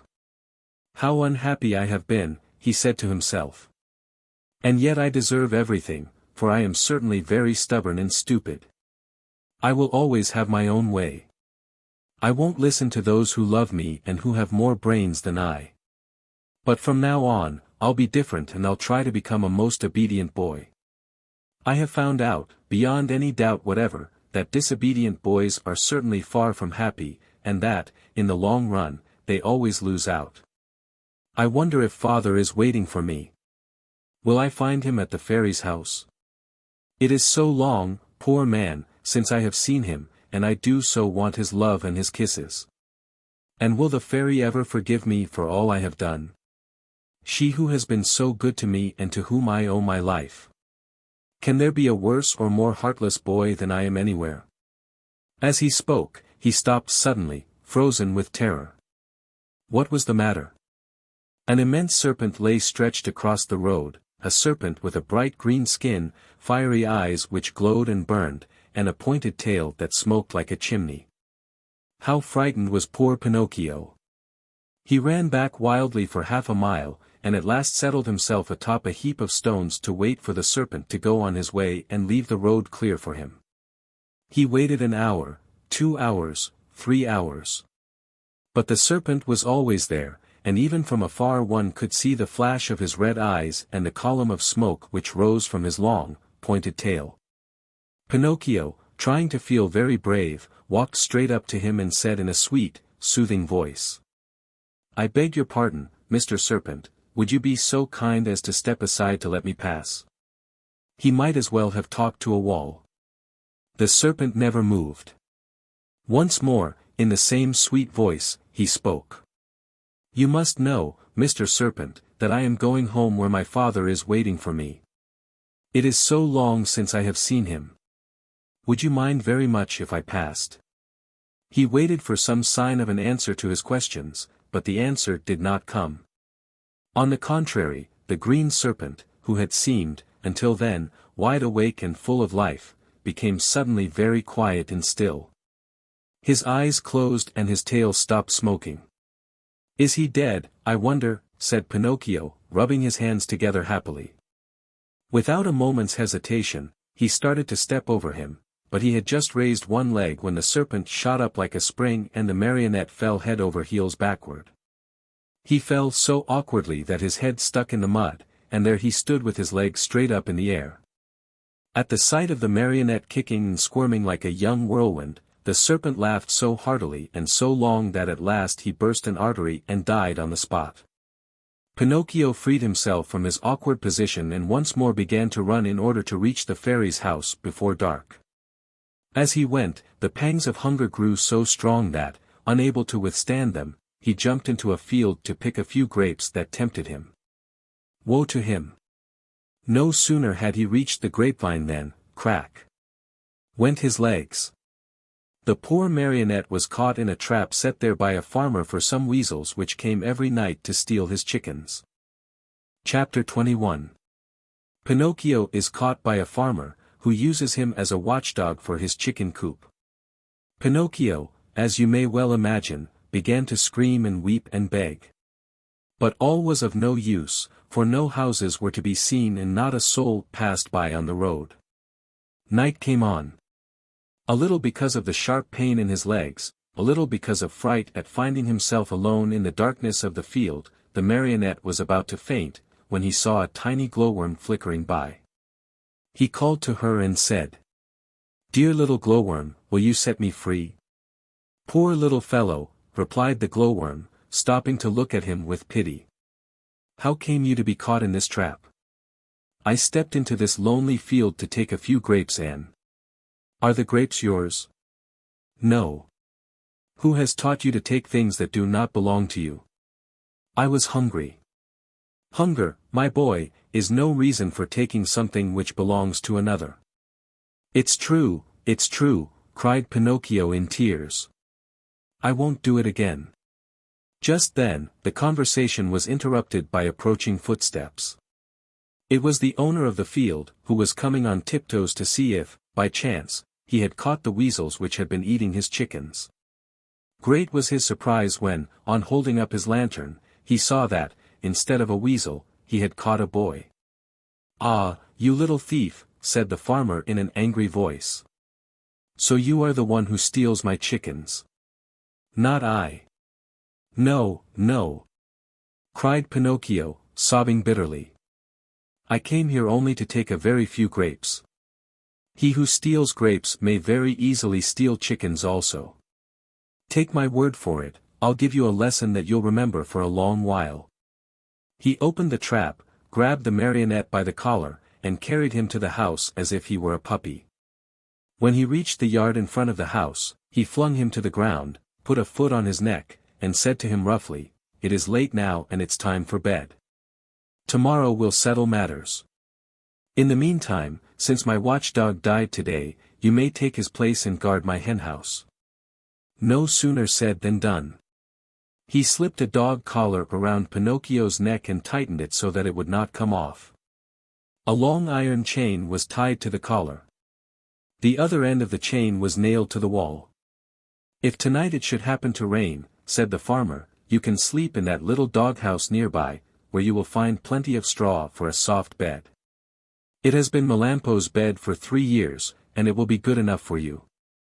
And if, by any chance, any thieves should come, be sure to bark." After this last warning, the farmer went into the house and closed the door and barred it. Poor Pinocchio huddled close to the doghouse more dead than alive from cold, hunger, and fright. Now and again he pulled and tugged at the collar which nearly choked him and cried out in a weak voice, "I deserve it. Yes, I deserve it. I have been nothing but a truant and a vagabond. I have never obeyed anyone and I have always done as I pleased. If I were only like so many others and had studied and worked and stayed with my poor old father, I should not find myself here now, in this field and in the darkness, taking the place of a farmer's watchdog. Oh, if I could start all over again. But what is done can't be undone, and I must be patient." After this little sermon to himself, which came from the very depths of his heart, Pinocchio went into the doghouse and fell asleep. Chapter 22. Pinocchio discovers the thieves and, as a reward for faithfulness, he regains his liberty. Even though a boy may be very unhappy, he very seldom loses sleep over his worries. The marionette, being no exception to this rule, slept on peacefully for a few hours till well along toward midnight, when he was awakened by strange whisperings and stealthy sounds coming from the yard. He stuck his nose out of the doghouse and saw 4 slender, hairy animals.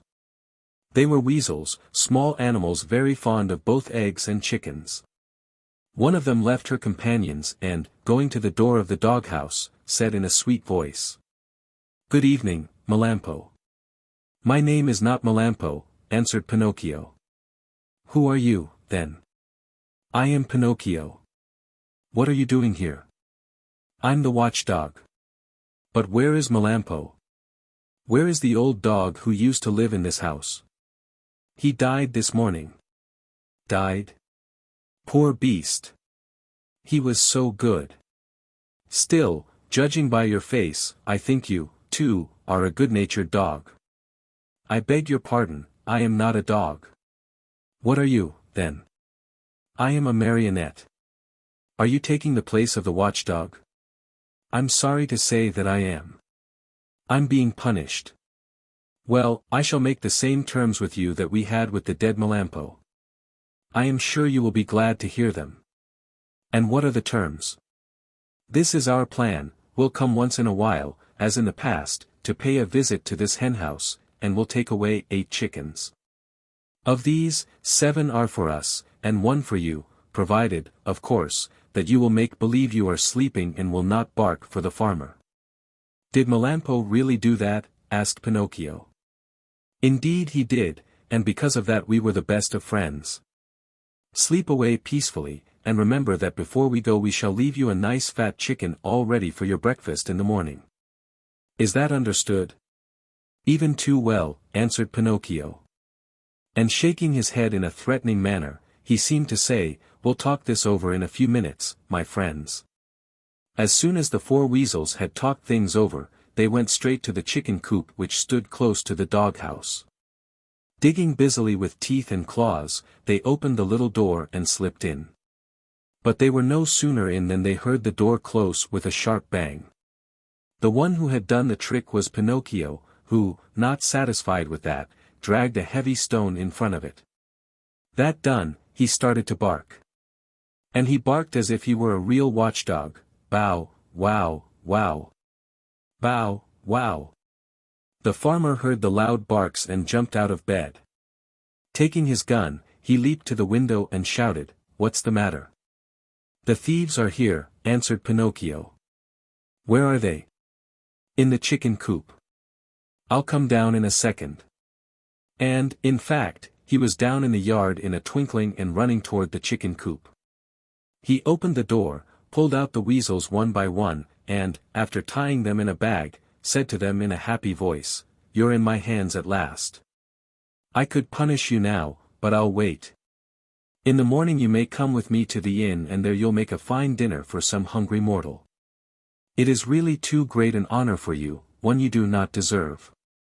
But, as you see, I am really a very kind and generous man and I am going to do this for you." Then he went up to Pinocchio and began to pet and caress him. "How did you ever find them out so quickly? And to think that Melampo, my faithful Melampo, never saw them in all these years." The marionette could have told, then and there, all he knew about the shameful contract between the dog and the weasels, but thinking of the dead dog, he said to himself, "Melampo is dead. What is the use of accusing him? The dead are gone and they cannot defend themselves. The best thing to do is to leave them in peace." "Were you awake or asleep when they came?" continued the farmer. "I was asleep," answered Pinocchio, "but they awakened me with their whisperings. One of them even came to the door of the doghouse and said to me, 'If you promise not to bark, we will make you a present of one of the chickens for your breakfast.' Did you hear that? They had the audacity to make such a proposition as that to me. For you must know that, though I am a very wicked marionette full of faults, still I never have been, nor ever shall be, bribed." "Fine boy!" cried the farmer, slapping him on the shoulder in a friendly way. "You ought to be proud of yourself. And to show you what I think of you, you are free from this instant." And he slipped the dog collar from his neck. Chapter 23. Pinocchio weeps upon learning that the lovely maiden with azure hair is dead. He meets a pigeon, who carries him to the seashore. He throws himself into the sea to go to the aid of his father. As soon as Pinocchio no longer felt the shameful weight of the dog collar around his neck, he started to run across the fields and meadows, and never stopped till he came to the main road that was to take him to the fairy's house. When he reached it, he looked into the valley far below him, and there he saw the wood where unluckily he had met the fox and the cat, and the tall oak tree where he had been hanged. But though he searched far and near, he could not see the house where the fairy with the azure hair lived. He became terribly frightened and, running as fast as he could, he finally came to the spot where it had once stood. The little house was no longer there. In its place lay a small marble slab, which bore this sad inscription: "Here lies the lovely fairy with azure hair who died of grief when abandoned by her little brother Pinocchio." The poor marionette was heartbroken at reading these words. He fell to the ground and, covering the cold marble with kisses, burst into bitter tears. He cried all night, and dawn found him still there, though his tears had dried and only hard, dry sobs shook his wooden frame. But these were so loud that they could be heard by the faraway hills. As he sobbed he said to himself, "Oh, my fairy, my dear, dear fairy, why did you die? Why did I not die, who am so bad, instead of you, who are so good? And my father, where can he be? Please, dear fairy, tell me where he is and I shall never, never leave him again. You are not really dead, are you? If you love me, you will come back, alive as before. Don't you feel sorry for me? I'm so lonely. If the two assassins come, they'll hang me again from the giant oak tree and I will really die, this time. What shall I do alone in the world? Now that you are dead and my father is lost, where shall I eat? Where shall I sleep? Who will make my new clothes? Oh, I want to die. Yes, I want to die. Oh, oh, oh. Poor Pinocchio. He even tried to tear his hair, but as it was only painted on his wooden head, he could not even pull it. Just then a large pigeon flew far above him. Seeing the marionette, he cried to him. "Tell me, little boy, what are you doing there? Can't you see?"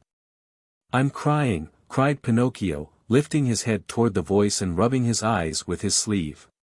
"Tell me," asked the pigeon, "do you by chance know of a marionette, Pinocchio by name?" "Pinocchio. Did you say Pinocchio?" replied the marionette, jumping to his feet. "Why, I am Pinocchio." At this answer, the pigeon flew swiftly down to the earth. He was much larger than a turkey. "Then you know Geppetto also?" "Do I know him?" "He's my father, my poor, dear father. Has he, perhaps, spoken to you of me? Will you take me to him? Is he still alive? Answer me, please. Is he still alive? I left him 3 days ago on the shore of a large sea. What was he doing? He was building a little boat with which to cross the ocean. For the last 4 months, that poor man has been wandering around Europe, looking for you. Not having found you yet, he has made up his mind to look for you in the New World, far across the ocean." "How far is it from here to the shore?" asked Pinocchio anxiously. "More than 50 miles. 50 miles. Oh, dear pigeon, how I wish I had your wings. If you want to come, I'll take you with me." "How?" "Astride my back." "Are you very heavy?" "Heavy? Not at all. I'm only a feather." "Very well." Saying nothing more, Pinocchio jumped on the pigeon's back and, as he settled himself, he cried out gaily. Gallop on, my pretty steed. I'm in a great hurry." The pigeon flew away, and in a few minutes he had reached the clouds. The marionette looked to see what was below them. His head swam and he was so frightened that he clutched wildly at the pigeon's neck to keep himself from falling. They flew all day. Toward evening the pigeon said, "I'm very thirsty." "And I'm very hungry," said Pinocchio. "Let us stop a few minutes at that pigeon coop down there. Then we can go on and be at the seashore in the morning." They went into the empty coop and there they found nothing but a bowl of water and a small basket filled with chickpeas. The marionette had always hated chickpeas. According to him, they had always made him sick. But that night he ate them with a relish. As he finished them, he turned to the pigeon and said, "I never should have thought that chickpeas could be so good." "You must remember, my boy," answered the pigeon, "that hunger is the best sauce." After resting a few minutes longer, they set out again. The next morning they were at the seashore. Pinocchio jumped off the pigeon's back, and the pigeon, not wanting any thanks for a kind deed, flew away swiftly and disappeared. The shore was full of people, shrieking and tearing their hair as they looked toward the sea. "What has happened?" asked Pinocchio of a little old woman. "A poor old father lost his only son some time ago, and today he built a tiny boat for himself in order to go in search of him across the ocean. The water is very rough and we're afraid he will be drowned." "Where is the little boat?" "There. Straight down there," answered the little old woman, pointing to a tiny shadow, no bigger than a nutshell, floating on the sea. Pinocchio looked closely for a few minutes and then gave a sharp cry. "It's my father! It's my father!" Meanwhile, the little boat, tossed about by the angry waters, appeared and disappeared in the waves. And Pinocchio, standing on a high rock, tired out with searching, waved to him with hand and cap and even with his nose. It looked as if Geppetto, though far away from the shore, recognized his son, for he took off his cap and waved also. He seemed to be trying to make everyone understand that he would come back if he were able, but the sea was so heavy that he could do nothing with his oars. Suddenly a huge wave came and the boat disappeared. They waited and waited for it, but it was gone. "Poor man," said the fisher folk on the shore, whispering a prayer as they turned to go home. Just then a desperate cry was heard. Turning around, the fisher folk saw Pinocchio dive into the sea and heard him cry out, "I'll save him! I'll save my father!" The marionette, being made of wood, floated easily along and swam like a fish in the rough water. Now and again he disappeared only to reappear once more. In a twinkling, he was far away from land. At last he was completely lost to view. "Poor boy," cried the fisher folk on the shore, and again they mumbled a few prayers, as they returned home. Chapter 24. Pinocchio reaches the island of the busy bees and finds the fairy once more. Pinocchio, spurred on by the hope of finding his father and of being in time to save him, swam all night long. And what a horrible night it was! It poured rain, it hailed, it thundered, and the lightning was so bright that it turned the night into day. At dawn, he saw, not far away from him, a long stretch of sand. It was an island in the middle of the sea. Pinocchio tried his best to get there, but he couldn't. The waves played with him and tossed him about as if he were a twig or a bit of straw. At last, and luckily for him, a tremendous wave tossed him to the very spot where he wanted to be. The blow from the wave was so strong that, as he fell to the ground, his joints cracked and almost broke. But, nothing daunted, he jumped to his feet and cried, "Once more I have escaped with my life." Little by little the sky cleared. The sun came out in full splendor and the sea became as calm as a lake. Then the marionette took off his clothes and laid them on the sand to dry. He looked over the waters to see whether he might catch sight of a boat with a little man in it. He searched and he searched, but he saw nothing except sea and sky and far away a few sails, so small that they might have been birds. "If only I knew the name of this island," he said to himself. "If I even knew what kind of people I would find here. But whom shall I ask? There is no one here." The idea of finding himself in so lonesome a spot made him so sad that he was about to cry, but just then he saw a big fish swimming nearby, with his head far out of the water. Not knowing what to call him, the marionette said to him, "Hey there, Mr. Fish, may I have a word with you?" "Even two, if you want," answered the fish, who happened to be a very polite dolphin. "Will you please tell me if, on this island, there are places where one may eat without necessarily being eaten?" "Surely, there are," answered the dolphin. "In fact you'll find one not far from this spot." And how shall I get there? Take that path on your left and follow your nose. You can't go wrong. Tell me another thing. You who travel day and night through the sea, did you not perhaps meet a little boat with my father in it? And who is your father? He is the best father in the world, even as I am the worst son that can be found. In the storm of last night, answered the dolphin, the little boat must have been swamped. And my father? By this time, he must have been swallowed by the terrible shark, which, for the last few days, has been bringing terror to these waters. Is this shark very big? Asked Pinocchio, who was beginning to tremble with fright. Is he big? Replied the dolphin. Just to give you an idea of his size, let me tell you that he is larger than a 5-story building and that he has a mouth so big and so deep, that a whole train and engine could easily get into it. Mother mine! Cried the marionette, scared to death, and dressing himself as fast as he could, he turned to the dolphin and said, Farewell, Mr. Fish. Pardon the bother, and many thanks for your kindness. This said, he took the path at so swift a gait that he seemed to fly, and at every small sound he heard, he turned in fear to see whether the terrible shark, 5 stories high and with a train in his mouth, was following him. After walking a half-hour, he came to a small country called the Land of the Busy Bees. The streets were filled with people running to and fro about their tasks. Everyone worked, everyone had something to do. Even if one were to search with a lantern, not one idle man or one tramp could have been found. I understand, said Pinocchio at once wearily, this is no place for me. I was not born for work. But in the meantime, he began to feel hungry, for it was 24 hours since he had eaten. What was to be done? There were only 2 means left to him in order to get a bite to eat. He had either to work or to beg. He was ashamed to beg, because his father had always preached to him that begging should be done only by the sick or the old.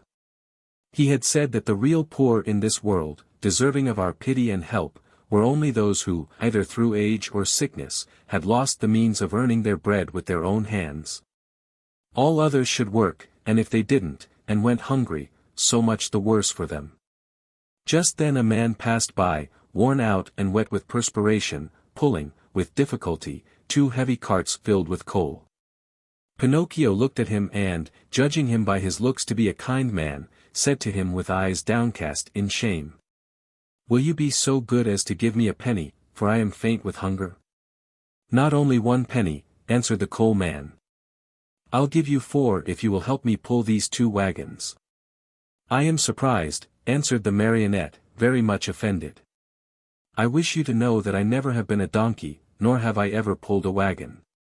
So much the better for you. Answered the coal man, then, my boy, if you are really faint with hunger, eat 2 slices of your pride, and I hope they don't give you indigestion.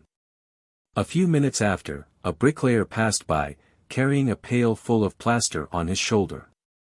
Good man, will you be kind enough to give a penny to a poor boy who is yawning from hunger? Gladly, answered the bricklayer. Come with me and carry some plaster, and instead of 1 penny, I'll give you 5. But the plaster is heavy, answered Pinocchio, and the work too hard for me. If the work is too hard for you, my boy, enjoy your yawns and may they bring you luck. In less than a half-hour, at least 20 people passed and Pinocchio begged of each one, but they all answered. Aren't you ashamed? Instead of being a beggar in the streets, why don't you look for work and earn your own bread? Finally a little woman went by carrying 2 water jugs. Good woman, will you allow me to have a drink from one of your jugs? Asked Pinocchio, who was burning up with thirst. With pleasure, my boy. She answered, setting the 2 jugs on the ground before him. When Pinocchio had had his fill, he grumbled, as he wiped his mouth. My thirst is gone. If I could only as easily get rid of my hunger. On hearing these words, the good little woman immediately said, If you help me to carry these jugs home, I'll give you a slice of bread. Pinocchio looked at the jug and said neither yes nor no. And with the bread, I'll give you a nice dish of cauliflower with white sauce on it. Pinocchio gave the jug another look and said neither yes nor no. And after the cauliflower, some cake and jam. At this last bribery, Pinocchio could no longer resist and said firmly. Very well. I'll take the jug home for you. The jug was very heavy, and the marionette, not being strong enough to carry it with his hands, had to put it on his head. When they arrived home, the little woman made Pinocchio sit down at a small table and placed before him the bread, the cauliflower, and the cake. Pinocchio did not eat, he devoured. His stomach seemed a bottomless pit. His hunger finally appeased, he raised his head to thank his kind benefactress. But he had not looked at her long when he gave a cry of surprise and sat there with his eyes wide open, his fork in the air, and his mouth filled with bread and cauliflower. Why all this surprise? Asked the good woman, laughing. Because, answered Pinocchio, stammering and stuttering, because, you look like, you remind me of, yes, yes, the same voice, the same eyes, the same hair, yes, yes, yes, you also have the same azure hair she had, oh, my little fairy, my little fairy. Tell me that it is you. Don't make me cry any longer. If you only knew. I have cried so much, I have suffered so. And Pinocchio threw himself on the floor and clasped the knees of the mysterious little woman. Chapter 25. Pinocchio promises the fairy to be good and to study, as he is growing tired of being a marionette, and wishes to become a real boy. If Pinocchio cried much longer, the little woman thought he would melt away, so she finally admitted that she was the little fairy with azure hair. You rascal of a marionette! How did you know it was I? She asked, laughing. My love for you told me who you were. Do you remember? You left me when I was a little girl and now you find me a grown woman. I am so old, I could almost be your mother. I am very glad of that, for then I can call you mother instead of sister. For a long time I have wanted a mother, just like other boys. But how did you grow so quickly? That's a secret. Tell it to me. I also want to grow a little. Look at me. I have never grown higher than a penny's worth of cheese. But you can't grow, answered the fairy. Why not? Because marionettes never grow. They are born marionettes, they live marionettes, and they die marionettes. Oh, I'm tired of always being a marionette, cried Pinocchio disgustedly. It's about time for me to grow into a man as everyone else does. And you will if you deserve it. Really? What can I do to deserve it? It's a very simple matter. Try to act like a well-behaved child. Don't you think I do? Far from it. Good boys are obedient, and you, on the contrary. And I never obey. Good boys love study and work, but you. And I, on the contrary, am a lazy fellow and a tramp all year round. Good boys always tell the truth. And I always tell lies. Good boys go gladly to school. And I get sick if I go to school. From now on I'll be different. Do you promise? I promise. I want to become a good boy and be a comfort to my father. Where is my poor father now? I do not know. Will I ever be lucky enough to find him and embrace him once more? I think so. Indeed, I am sure of it. At this answer, Pinocchio's happiness was very great. He grasped the fairy's hands and kissed them so hard that it looked as if he had lost his head. Then lifting his face, he looked at her lovingly and asked. Tell me, little mother, it isn't true that you are dead, is it? It doesn't seem so, answered the fairy, smiling. If you only knew how I suffered and how I wept when I read Here Lies. I know it, and for that I have forgiven you. The depth of your sorrow made me see that you have a kind heart. There is always hope for boys with hearts such as yours, though they may often be very mischievous. This is the reason why I have come so far to look for you. From now on, I'll be your own little mother. Oh! How lovely! Cried Pinocchio, jumping with joy. You will obey me always and do as I wish. Gladly, very gladly, more than gladly. Beginning tomorrow, said the fairy, you'll go to school every day. Pinocchio's face fell a little. Then you will choose the trade you like best. Pinocchio became more serious. What are you mumbling to yourself? Asked the fairy. I was just saying, whined the marionette in a whisper, that it seems too late for me to go to school now. No, indeed. Remember, it is never too late to learn. But I don't want either trade or profession. Why? Because work wearies me. My dear boy, said the fairy, people who speak as you do usually end their days either in a prison or in a hospital. A man, remember, whether rich or poor, should do something in this world. No one can find happiness without work. Woe betide the lazy fellow. Laziness is a serious illness and one must cure it immediately, yes, even from early childhood. If not, it will kill you in the end. These words touched Pinocchio's heart. He lifted his eyes to his fairy and said seriously, I'll work, I'll study, I'll do all you tell me. After all, the life of a marionette has grown very tiresome to me and I want to become a boy, no matter how hard it is. You promise that, do you not? Yes, I promise, and now it is up to you. Chapter 26.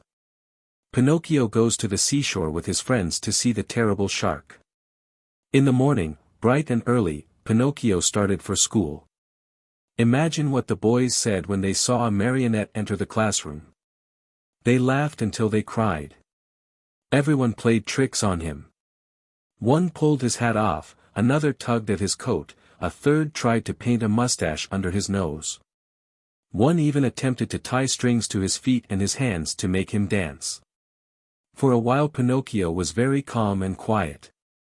Finally, however, he lost all patience and turning to his tormentors, he said to them threateningly. Careful, boys, I haven't come here to be made fun of. I'll respect you and I want you to respect me. Hurrah for Dr. Know-all. You have spoken like a printed book, howled the boys, bursting with laughter. One of them, more impudent than the rest, put out his hand to pull the marionette's nose. But he was not quick enough, for Pinocchio stretched his leg under the table and kicked him hard on the shin. Oh, what hard feet, cried the boy, rubbing the spot where the marionette had kicked him. And what elbows! They are even harder than the feet, shouted another one, who, because of some other trick, had received a blow in the stomach.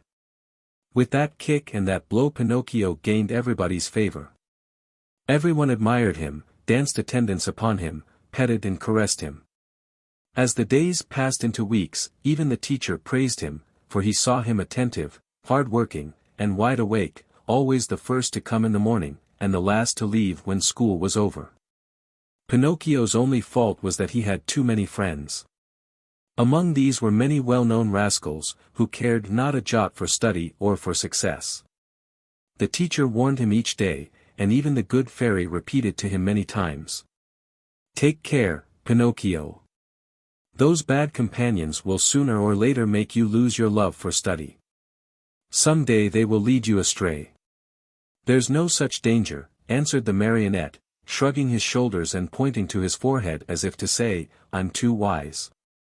So it happened that one day, as he was walking to school, he met some boys who ran up to him and said, Have you heard the news? No. A shark as big as a mountain has been seen near the shore. Really? I wonder if it could be the same one I heard of when my father was drowned. We are going to see it. Are you coming? No, not I. I must go to school. What do you care about school? You can go there tomorrow. With a lesson more or less, we are always the same donkeys. And what will the teacher say? Let him talk. He is paid to grumble all day long. And my mother? Mothers don't know anything, answered those scamps. Do you know what I'll do? Said Pinocchio. For certain reasons of mine, I, too, want to see that shark, but I'll go after school.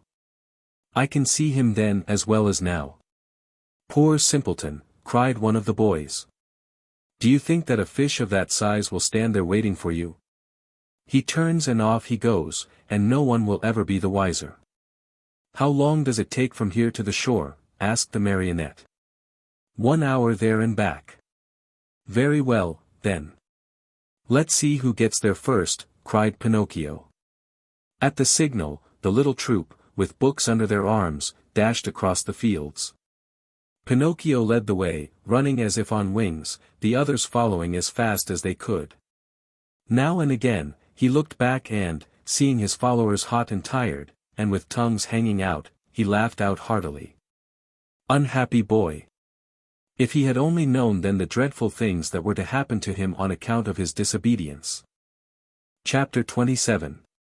The Great Battle Between Pinocchio and His Playmates. One is wounded. Pinocchio is arrested. Going like the wind, Pinocchio took but a very short time to reach the shore. He glanced all about him, but there was no sign of a shark. The sea was as smooth as glass. Hey there, boys! Where's that shark? He asked, turning to his playmates. He may have gone for his breakfast, said one of them, laughing. Or, perhaps, he went to bed for a little nap, said another, laughing also.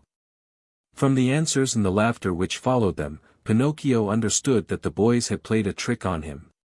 What now? He said angrily to them. What's the joke? Oh, the joke's on you, cried his tormentors, laughing more heartily than ever, and dancing gaily around the marionette. And that is? That we have made you stay out of school to come with us. Aren't you ashamed of being such a goody-goody, and of studying so hard? You never have a bit of enjoyment. And what is it to you, if I do study? What does the teacher think of us, you mean? Why? Don't you see? If you study and we don't, we pay for it. After all, it's only fair to look out for ourselves. What do you want me to do? Hate school and books and teachers, as we all do. They are your worst enemies, you know, and they like to make you as unhappy as they can. And if I go on studying, what will you do to me? You'll pay for it. Really, you amuse me, answered the marionette, nodding his head. Hey, Pinocchio, cried the tallest of them all, that will do. We are tired of hearing you bragging about yourself, you little turkey cock. You may not be afraid of us, but remember we are not afraid of you either. You are alone, you know, and we are 7. Like the 7 sins, said Pinocchio, still laughing. Did you hear that? He has insulted us all. He has called us sins. Pinocchio, apologize for that, or look out. Cuck, oh oh, said the marionette, mocking them with his thumb to his nose. You'll be sorry. Cuck, oh oh.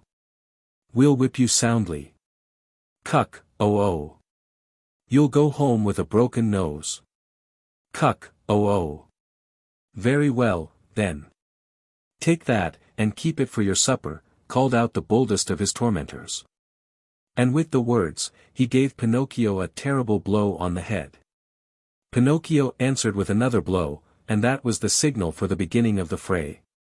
In a few moments, the fight raged hot and heavy on both sides. Pinocchio, although alone, defended himself bravely. With those 2 wooden feet of his, he worked so fast that his opponents kept at a respectful distance. Wherever they landed, they left their painful mark and the boys could only run away and howl. Enraged at not being able to fight the marionette at close quarters, they started to throw all kinds of books at him. Readers, geographies, histories, grammars flew in all directions. But Pinocchio was keen of eye and swift of movement, and the books only passed over his head, landed in the sea, and disappeared. The fish, thinking they might be good to eat, came to the top of the water in great numbers. Some took a nibble, some took a bite, but no sooner had they tasted a page or 2, than they spat them out with a wry face, as if to say, "What a horrid taste! Our own food is so much better." Meanwhile, the battle waxed more and more furious. At the noise, a large crab crawled slowly out of the water and, with a voice that sounded like a trombone suffering from a cold, he cried out. "Stop fighting, you rascals. These battles between boys rarely end well. Trouble is sure to come to you." Poor crab. He might as well have spoken to the wind. Instead of listening to his good advice, Pinocchio turned to him and said as roughly as he knew how. "Keep quiet, ugly Gab. It would be better for you to chew a few cough drops to get rid of that cold you have. Go to bed and sleep. You will feel better in the morning." In the meantime, the boys, having used all their books, looked around for new ammunition. Seeing Pinocchio's bundle lying idle nearby, they somehow managed to get hold of it. One of the books was a very large volume, an arithmetic text, heavily bound in leather. It was Pinocchio's pride. Among all his books, he liked that one the best. Thinking it would make a fine missile, one of the boys took hold of it and threw it with all his strength at Pinocchio's head. But instead of hitting the marionette, the book struck one of the other boys, who, as pale as a ghost, cried out faintly, "Oh, mother, help! I'm dying," and fell senseless to the ground. At the sight of that pale little corpse, the boys were so frightened that they turned tail and ran. In a few moments, all had disappeared. All except Pinocchio. Although scared to death by the horror of what had been done, he ran to the sea and soaked his handkerchief in the cool water and with it bathed the head of his poor little schoolmate. Sobbing bitterly, he called to him, saying, "Eugene! My poor Eugene! Open your eyes and look at me. Why don't you answer? I was not the one who hit you, you know. Believe me, I didn't do it. Open your eyes, Eugene. If you keep them shut, I'll die, too. Oh, dear me, how shall I ever go home now? How shall I ever look at my little mother again? What will happen to me? Where shall I go? Where shall I hide? Oh, how much better it would have been, 1,000 times better, if only I had gone to school. Why did I listen to those boys? They always were a bad influence. And to think that the teacher had told me, and my mother, too, beware of bad company. That's what she said. But I'm stubborn and proud. I listen, but always I do as I wish. And then I pay. I've never had a moment's peace since I've been born. Oh, dear. What will become of me? What will become of me?" Pinocchio went on crying and moaning and beating his head. Again and again he called to his little friend, when suddenly he heard heavy steps approaching. He looked up and saw 2 tall carabineers near him. "What are you doing stretched out on the ground?" they asked Pinocchio. "I'm helping this schoolfellow of mine." "Has he fainted?" "I should say so," said one of the carabineers, bending to look at Eugene. "This boy has been wounded on the temple." "Who has hurt him?" "Not I," stammered the marionette, who had hardly a breath left in his whole body. "If it wasn't you, who was it, then?" "Not I," repeated Pinocchio. "And with what was he wounded?" "With this book," and the marionette picked up the arithmetic text to show it to the officer. "And whose book is this?" "Mine." "Enough. Not another word. Get up as quickly as you can and come along with us." "But I—" "Come with us." "But I am innocent." "Come with us." Before starting out, the officers called out to several fishermen passing by in a boat and said to them, "Take care of this little fellow who has been hurt. Take him home and bind his wounds. Tomorrow we'll come after him." They then took hold of Pinocchio and, putting him between them, said to him in a rough voice, "March. And go quickly, or it will be the worse for you." They did not have to repeat their words. The marionette walked swiftly along the road to the village. But the poor fellow hardly knew what he was about. He thought he had a nightmare. He felt ill.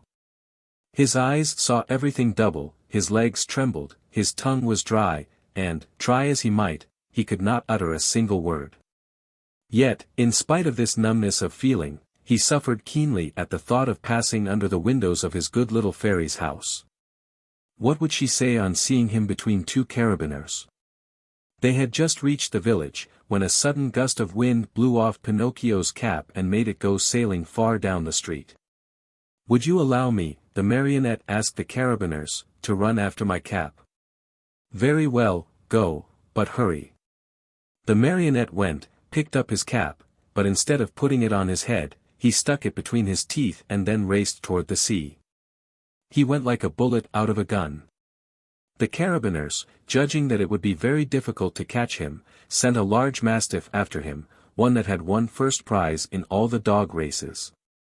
Pinocchio ran fast and the dog ran faster. At so much noise, the people hung out of the windows or gathered in the street, anxious to see the end of the contest. But they were disappointed, for the dog and Pinocchio raised so much dust on the road that, after a few moments, it was impossible to see them. Chapter 28. Pinocchio runs the danger of being fried in a pan like a fish. During that wild chase, Pinocchio lived through a terrible moment when he almost gave himself up as lost. This was when Alidoro, that was the mastiff's name, in a frenzy of running, came so near that he was on the very point of reaching him. The marionette heard, close behind him, the labored breathing of the beast who was fast on his trail, and now and again even felt his hot breath blow over him.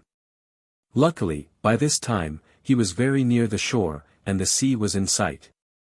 In fact, only a few short steps away. As soon as he set foot on the beach, Pinocchio gave a leap and fell into the water. Alidoro tried to stop, but as he was running very fast, he couldn't, and he, too, landed far out in the sea. Strange though it may seem, the dog could not swim. He beat the water with his paws to hold himself up, but the harder he tried, the deeper he sank. As he stuck his head out once more, the poor fellow's eyes were bulging and he barked out wildly, "I drown! I drown!" "Drown," answered Pinocchio from afar, happy at his escape.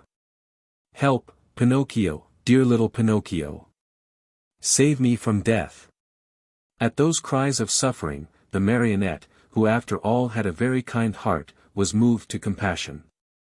He turned toward the poor animal and said to him, "But if I help you, will you promise not to bother me again by running after me?" "I promise. I promise. Only hurry, for if you wait another second, I'll be dead and gone." Pinocchio hesitated still another minute. Then, remembering how his father had often told him that a kind deed is never lost, he swam to Alidoro and, catching hold of his tail, dragged him to the shore. The poor dog was so weak he could not stand. He had swallowed so much salt water that he was swollen like a balloon. However, Pinocchio, not wishing to trust him too much, threw himself once again into the sea. As he swam away, he called out, "Goodbye, Alidoro, good luck and remember me to the family." "Goodbye, little Pinocchio," answered the dog. "A thousand thanks for having saved me from death. You did me a good turn, and, in this world, what is given is always returned. If the chance comes, I shall be there." Pinocchio went on swimming close to shore. At last he thought he had reached a safe place. Glancing up and down the beach, he saw the opening of a cave out of which rose a spiral of smoke. In that cave, he said to himself, there must be a fire. So much the better. I'll dry my clothes and warm myself, and then, well. His mind made up, Pinocchio swam to the rocks, but as he started to climb, he felt something under him lifting him up higher and higher. He tried to escape, but he was too late. To his great surprise, he found himself in a huge net, amid a crowd of fish of all kinds and sizes, who were fighting and struggling desperately to free themselves. At the same time, he saw a fisherman come out of the cave, a fisherman so ugly that Pinocchio thought he was a sea monster. In place of hair, his head was covered by a thick bush of green grass. Green was the skin of his body, green were his eyes, green was the long, long beard that reached down to his feet. He looked like a giant lizard with legs and arms. When the fisherman pulled the net out of the sea, he cried out joyfully, "Blessed Providence! Once more I'll have a fine meal of fish."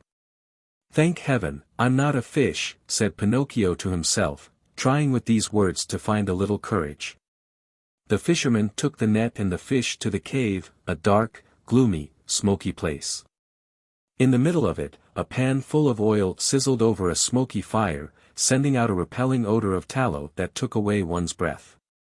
"Now, let's see what kind of fish we have caught today," said the green fisherman. He put a hand as big as a spade into the net and pulled out a handful of mullets.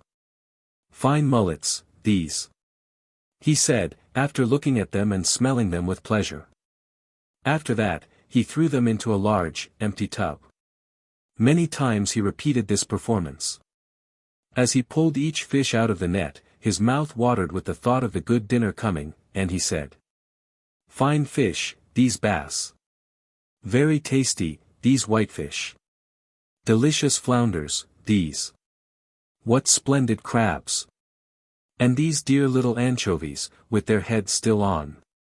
As you can well imagine, the bass, the flounders, the whitefish, and even the little anchovies all went together into the tub to keep the mullets company. The last to come out of the net was Pinocchio. As soon as the fisherman pulled him out, his green eyes opened wide with surprise, and he cried out in fear. "What kind of fish is this? I don't remember ever eating anything like it." He looked at him closely and after turning him over and over, he said at last, "I understand. He must be a crab." Pinocchio, mortified at being taken for a crab, said resentfully, "What nonsense!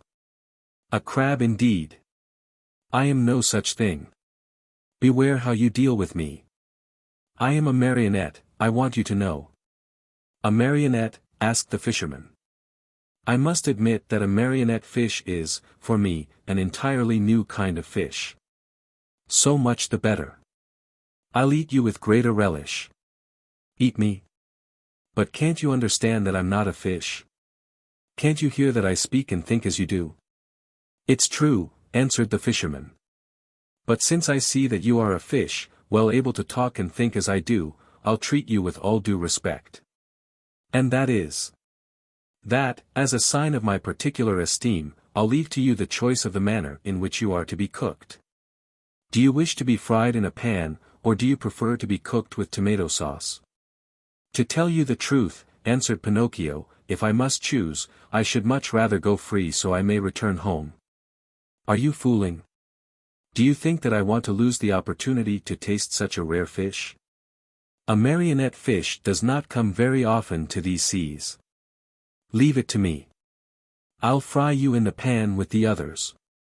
I know you'll like it. It's always a comfort to find oneself in good company." The unlucky marionette, hearing this, began to cry and wail and beg. With tears streaming down his cheeks, he said, "How much better it would have been for me to go to school. I did listen to my playmates and now I am paying for it. Oh! Oh! Oh!" And as he struggled and squirmed like an eel to escape from him, the green fisherman took a stout cord and tied him hand and foot, and threw him into the bottom of the tub with the others. Then he pulled a wooden bowl full of flour out of a cupboard and started to roll the fish into it, one by one. When they were white with it, he threw them into the pan. The first to dance in the hot oil were the mullets, the bass followed, then the whitefish, the flounders, and the anchovies. Pinocchio's turn came last. Seeing himself so near to death, and such a horrible death, he began to tremble so with fright that he had no voice left with which to beg for his life. The poor boy beseeched only with his eyes. But the green fisherman, not even noticing that it was he, turned him over and over in the flour until he looked like a marionette made of chalk. Then he took him by the head and... Chapter 29. Pinocchio returns to the fairy's house and she promises him that, on the morrow, he will cease to be a marionette and become a boy. A wonderful party of coffee and milk to celebrate the great event. Mindful of what the fisherman had said, Pinocchio knew that all hope of being saved had gone. He closed his eyes and waited for the final moment. Suddenly, a large dog, attracted by the odor of the boiling oil, came running into the cave. "Get out!" cried the fisherman threateningly and still holding on to the marionette, who was all covered with flour. But the poor dog was very hungry, and whining and wagging his tail, he tried to say, "Give me a bite of the fish and I'll go in peace." "Get out, I say," repeated the fisherman. And he drew back his foot to give the dog a kick. Then the dog, who, being really hungry, would take no refusal, turned in a rage toward the fisherman and bared his terrible fangs. And at that moment, a pitiful little voice was heard saying, "Save me, Alidoro, if you don't, I fry." The dog immediately recognized Pinocchio's voice. Great was his surprise to find that the voice came from the little flour-covered bundle that the fisherman held in his hand. Then what did he do? With one great leap, he grasped that bundle in his mouth and, holding it lightly between his teeth, ran through the door and disappeared like a flash. The fisherman, angry at seeing his meal snatched from under his nose, ran after the dog, but a bad fit of coughing made him stop and turn back. Meanwhile, Alidoro, as soon as he had found the road which led to the village, stopped and dropped Pinocchio softly to the ground. "How much I do thank you," said the marionette. "It is not necessary," answered the dog. "You saved me once, and what is given is always returned. We are in this world to help one another. But how did you get in that cave?" "I was lying here on the sand more dead than alive, when an appetizing odor of fried fish came to me. That odor tickled my hunger and I followed it. Oh, if I had come a moment later." "Don't speak about it," wailed Pinocchio, still trembling with fright. "Don't say a word. If you had come a moment later, I would be fried, eaten, and digested by this time. Brrr. I shiver at the mere thought of it." Alidoro laughingly held out his paw to the marionette, who shook it heartily, feeling that now he and the dog were good friends. Then they bid each other goodbye and the dog went home. Pinocchio, left alone, walked toward a little hut nearby, where an old man sat at the door sunning himself, and asked, "Tell me, good man, have you heard anything of a poor boy with a wounded head, whose name was Eugene? The boy was brought to this hut and now he is dead." Pinocchio interrupted sorrowfully. "No, he is now alive and he has already returned home." "Really? Really?" cried the marionette, jumping around with joy. "Then the wound was not serious?" "But it might have been, and even mortal," answered the old man, for a heavy book was thrown at his head. "And who threw it?" "A schoolmate of his, a certain Pinocchio." "And who is this Pinocchio?" asked the marionette, feigning ignorance. "They say he is a mischief maker, a tramp, a street urchin." "Calumnies. All calumnies. Do you know this Pinocchio?" "By sight," answered the marionette. "And what do you think of him?" asked the old man. "I think he's a very good boy, fond of study, obedient, kind to his father, and to his whole family." As he was telling all these enormous lies about himself, Pinocchio touched his nose and found it twice as long as it should be. Scared out of his wits, he cried out, "Don't listen to me, good man. All the wonderful things I have said are not true at all. I know Pinocchio well and he is indeed a very wicked fellow, lazy and disobedient, who instead of going to school, runs away with his playmates to have a good time." At this speech, his nose returned to its natural size. "Why are you so pale?" the old man asked suddenly. "Let me tell you. Without knowing it, I rubbed myself against a newly painted wall," he lied, ashamed to say that he had been made ready for the frying pan. "What have you done with your coat and your hat and your breeches?" "I met thieves and they robbed me." "Tell me, my good man, have you not, perhaps, a little suit to give me, so that I may go home?" "My boy, as for clothes, I have only a bag in which I keep hops. If you want it, take it. There it is." Pinocchio did not wait for him to repeat his words. He took the bag, which happened to be empty, and after cutting a big hole at the top and two at the sides, he slipped into it as if it were a shirt. Lightly clad as he was, he started out toward the village. Along the way he felt very uneasy. In fact, he was so unhappy that he went along taking 2 steps forward and 1 back, and as he went he said to himself, "How shall I ever face my good little fairy? What will she say when she sees me? Will she forgive this last trick of mine? I am sure she won't. Oh, no, she won't. And I deserve it, as usual.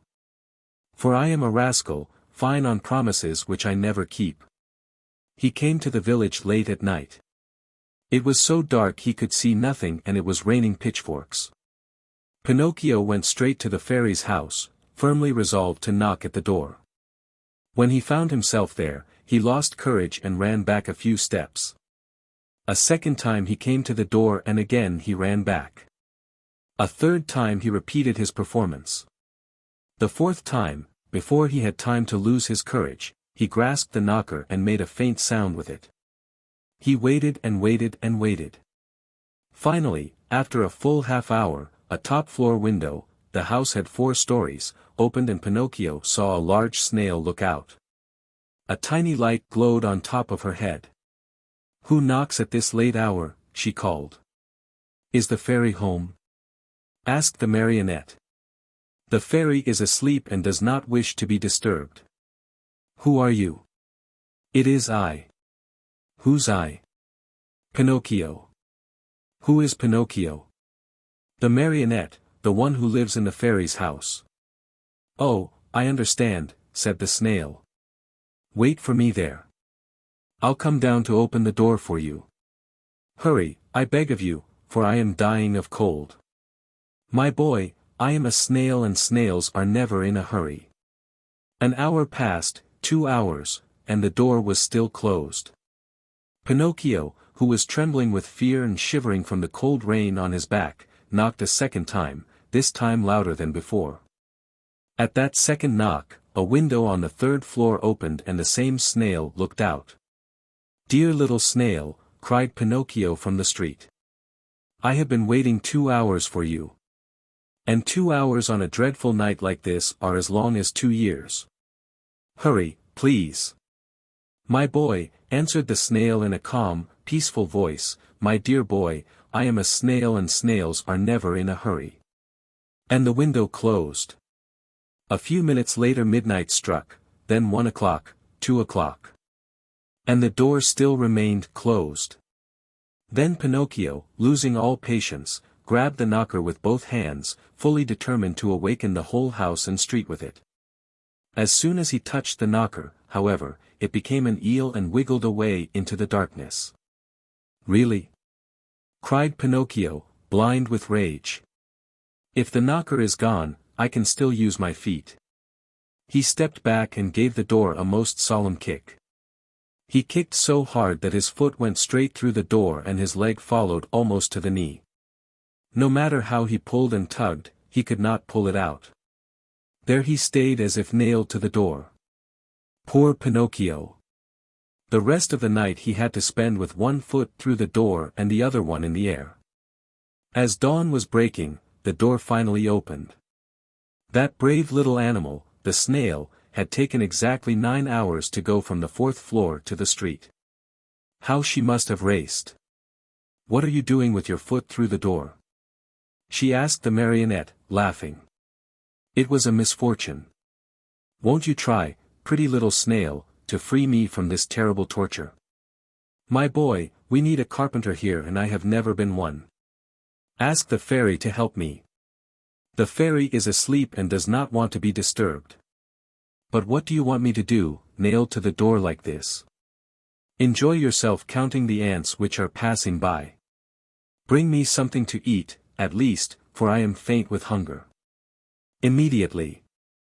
In fact, after 3 hours and a half, Pinocchio saw her return with a silver tray on her head. On the tray there was bread, roast chicken, fruit. "Here is the breakfast the fairy sends to you," said the snail.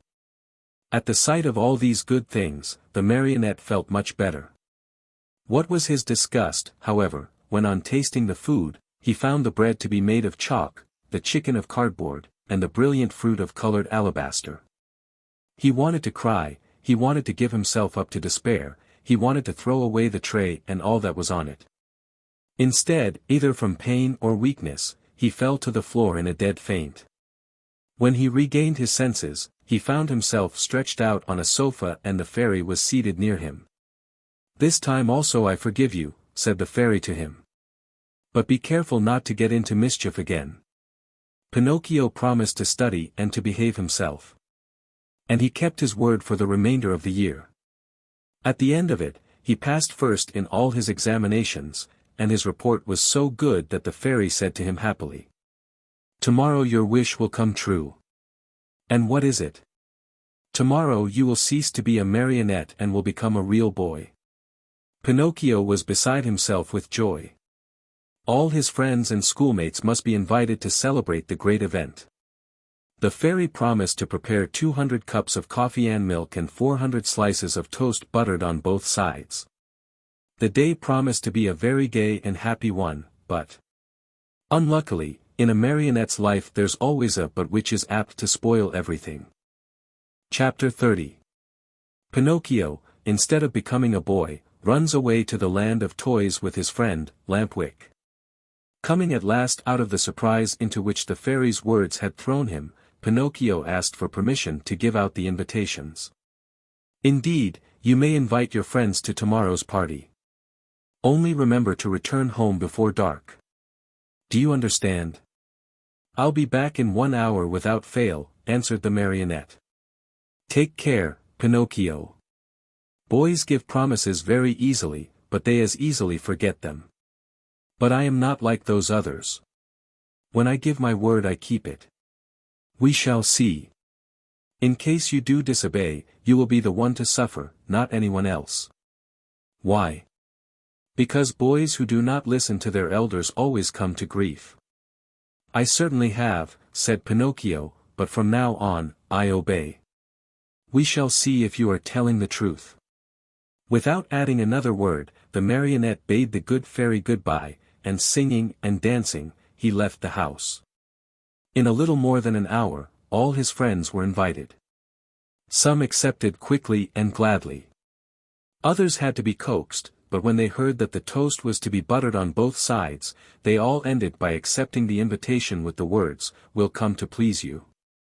Now it must be known that, among all his friends, Pinocchio had one whom he loved most of all. The boy's real name was Romeo, but everyone called him Lampwick, for he was long and thin and had a woebegone look about him.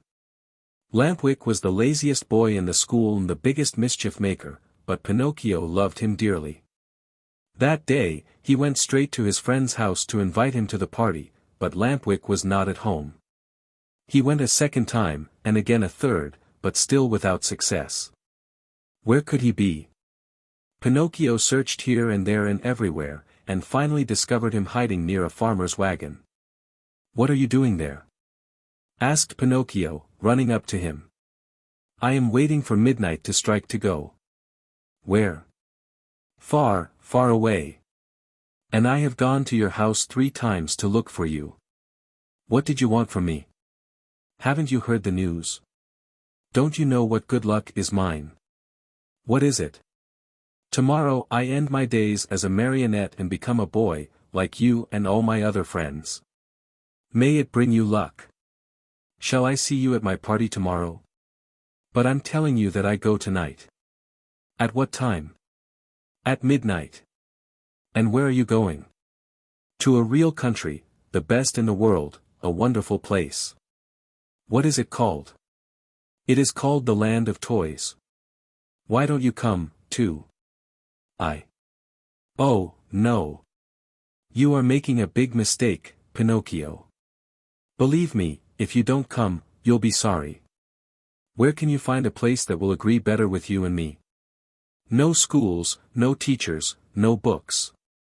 In that blessed place there is no such thing as study. Here, it is only on Saturdays that we have no school. In the Land of Toys, every day, except Sunday, is a Saturday.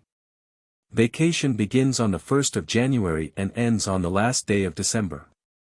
That is the place for me. All countries should be like it. How happy we should all be.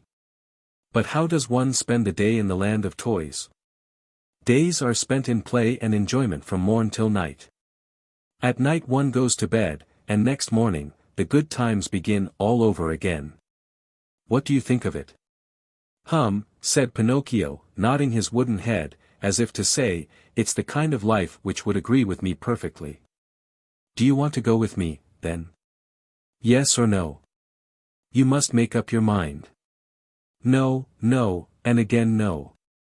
I have promised my kind fairy to become a good boy, and I want to keep my word. Just see, the sun is setting and I must leave you and run. Goodbye and good luck to you. Where are you going in such a hurry? Home. My good fairy wants me to return home before night. Wait 2 minutes more. It's too late. Only 2 minutes. And if the fairy scolds me? Let her scold. After she gets tired, she will stop, said Lampwick. Are you going alone or with others? Alone. There will be more than 100 of us. Will you walk? At midnight the wagon passes here that is to take us within the boundaries of that marvelous country. How I wish midnight would strike. Why? To see you all set out together. Stay here a while longer and you will see us. No, no. I want to return home. Wait 2 more minutes. I have waited too long as it is. The fairy will be worried. Poor fairy. Is she afraid the bats will eat you up? Listen, Lampwick, said the marionette, are you really sure that there are no schools in the land of toys? Not even a shadow of one. Not even one teacher. Not one. And one does not have to study. Never, never, never. What a great land, said Pinocchio, feeling his mouth water. What a beautiful land. I have never been there, but I can well imagine it. Why don't you come, too? It is useless for you to tempt me. I told you I promised my good fairy to behave myself, and I am going to keep my word. Goodbye, then, and remember me to the grammar schools, to the high schools, and even to the colleges if you meet them on the way. Goodbye, Lampwick. Have a pleasant trip, enjoy yourself, and remember your friends once in a while. With these words, the marionette started on his way home. Turning once more to his friend, he asked him. But are you sure that, in that country, each week is composed of 6 Saturdays and 1 Sunday? Very sure.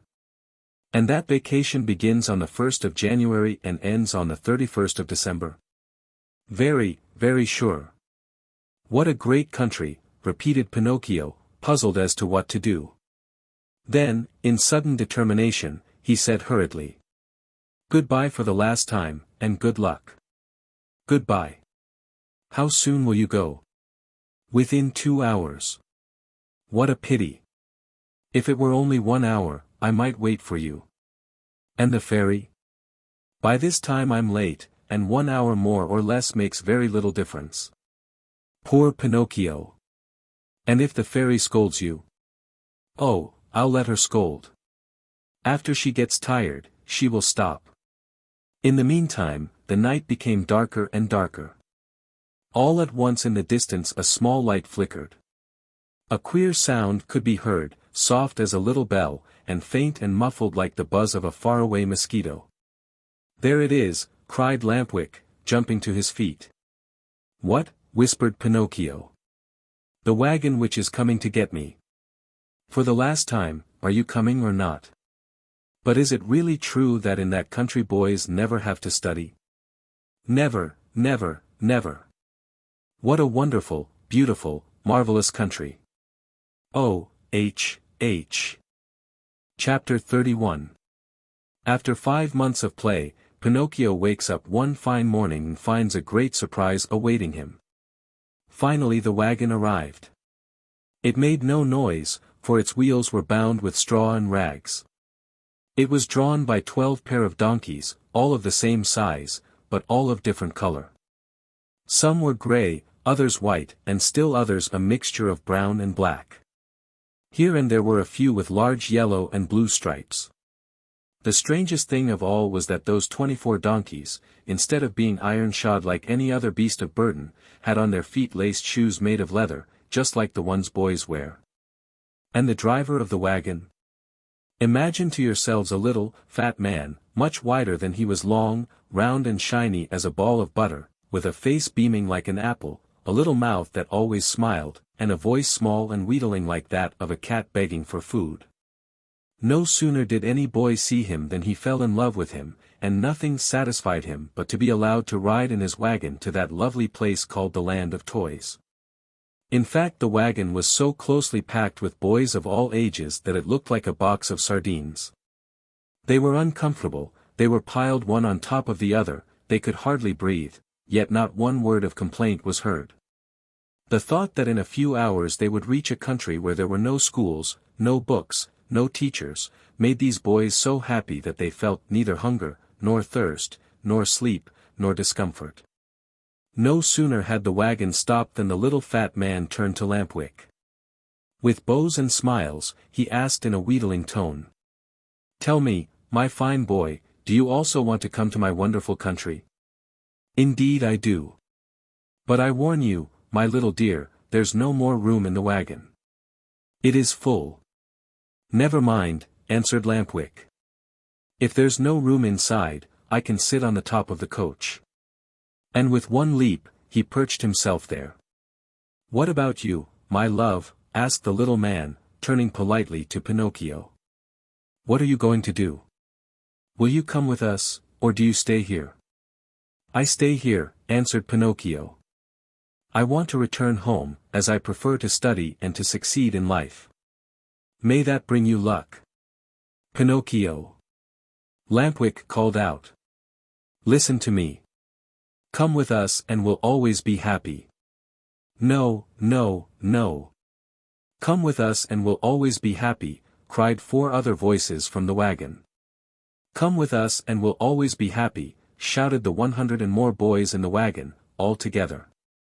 "And if I go with you, what will my good fairy say?" asked the marionette, who was beginning to waver and weaken in his good resolutions. "Don't worry so much. Only think that we are going to a land where we shall be allowed to make all the racket we like from morning till night." Pinocchio did not answer, but sighed deeply once, twice, a third time. Finally, he said, "Make room for me. I want to go, too." "The seats are all filled," answered the little man, "but to show you how much I think of you, take my place as coachman." "And you?" "I'll walk." "No, indeed. I could not permit such a thing. I much prefer riding one of these donkeys," cried Pinocchio. No sooner said than done. He approached the first donkey and tried to mount it. But the little animal turned suddenly and gave him such a terrible kick in the stomach that Pinocchio was thrown to the ground and fell with his legs in the air. At this unlooked-for entertainment, the whole company of runaways laughed uproariously. The little fat man did not laugh. He went up to the rebellious animal, and, still smiling, bent over him lovingly and bit off half of his right ear. In the meantime, Pinocchio lifted himself up from the ground, and with one leap landed on the donkey's back. The leap was so well taken that all the boys shouted, "Hurrah for Pinocchio!" and clapped their hands in hearty applause. Suddenly the little donkey gave a kick with his 2 hind feet and, at this unexpected move, the poor marionette found himself once again sprawling right in the middle of the road. Again the boys shouted with laughter. But the little man, instead of laughing, became so loving toward the little animal that, with another kiss, he bit off half of his left ear. "You can mount now, my boy," he then said to Pinocchio. "Have no fear. That donkey was worried about something, but I have spoken to him and now he seems quiet and reasonable." Pinocchio mounted and the wagon started on its way. While the donkeys galloped along the stony road, the marionette fancied he heard a very quiet voice whispering to him. "Poor silly! You have done as you wished. But you are going to be a sorry boy before very long." Pinocchio, greatly frightened, looked about him to see whence the words had come, but he saw no one. The donkeys galloped, the wagon rolled on smoothly, the boys slept, Lampwick snored like a dormouse, and the little, fat driver sang sleepily between his teeth. After a mile or so, Pinocchio again heard the same faint voice whispering, "Remember, little simpleton. Boys who stop studying and turn their backs upon books and schools and teachers in order to give all their time to nonsense and pleasure, sooner or later come to grief. Oh, how well I know this! How well I can prove it to you! A day will come when you will weep bitterly, even as I am weeping now, but it will be too late." At these whispered words, the marionette grew more and more frightened. He jumped to the ground, ran up to the donkey on whose back he had been riding, and taking his nose in his hands, looked at him. Think how great was his surprise when he saw that the donkey was weeping just like a boy. "Hey, Mr. Driver!" cried the marionette. "Do you know what strange thing is happening here? This donkey weeps. Let him weep. When he gets married, he will have time to laugh. Have you perhaps taught him to speak?" "No, he learned to mumble a few words when he lived for 3 years with a band of trained dogs." "Poor beast!" "Come, come," said the little man, "do not lose time over a donkey that can weep. Mount quickly and let us go. The night is cool and the road is long." Pinocchio obeyed without another word. The wagon started again. Toward dawn the next morning they finally reached that much longed-for country, the land of toys. This great land was entirely different from any other place in the world. Its population, large though it was composed wholly of boys. The oldest were about 14 years of age, the youngest, 8. In the street, there was such a racket, such shouting, such blowing of trumpets, that it was deafening. Everywhere groups of boys were gathered together. Some played at marbles, at hopscotch, at ball. Others rode on bicycles or on wooden horses. Some played at blindman's buff, others at tag. Here a group played circus, there another sang and recited. A few turned somersaults, others walked on their hands with their feet in the air. Generals in full uniform leading regiments of cardboard soldiers passed by. Laughter, shrieks, howls, catcalls, hand-clapping followed this parade. One boy made a noise like a hen, another like a rooster, and a third imitated a lion in his den. All together they created such a pandemonium that it would have been necessary for you to put cotton in your ears. The squares were filled with small wooden theaters, overflowing with boys from morning till night, and on the walls of the houses, written with charcoal, were words like these: "Hurrah for the land of toys! Down with arithmetic! No more school!" As soon as they had set foot in that land, Pinocchio, Lampwick, and all the other boys who had traveled with them started out on a tour of investigation. They wandered everywhere, they looked into every nook and corner, house and theater. They became everybody's friend. Who could be happier than they? What with entertainments and parties, the hours, the days, the weeks passed like lightning. "Oh, what a beautiful life this is!" said Pinocchio each time that, by chance, he met his friend Lampwick. "Was I right or wrong?" answered Lampwick. "And to think you did not want to come. To think that even yesterday the idea came into your head to return home to see your fairy and to start studying again. If today you are free from pencils and books and school, you owe it to me, to my advice, to my care. Do you admit it? Only true friends count, after all." "It's true, Lampwick, it's true. If today I am a really happy boy, it is all because of you. And to think that the teacher, when speaking of you, used to say, 'Do not go with that Lampwick. He is a bad companion and some day he will lead you astray.'" "Poor teacher," answered the other, nodding his head. "Indeed I know how much he disliked me and how he enjoyed speaking ill of me. But I am of a generous nature, and I gladly forgive him." "Great soul," said Pinocchio, fondly embracing his friend.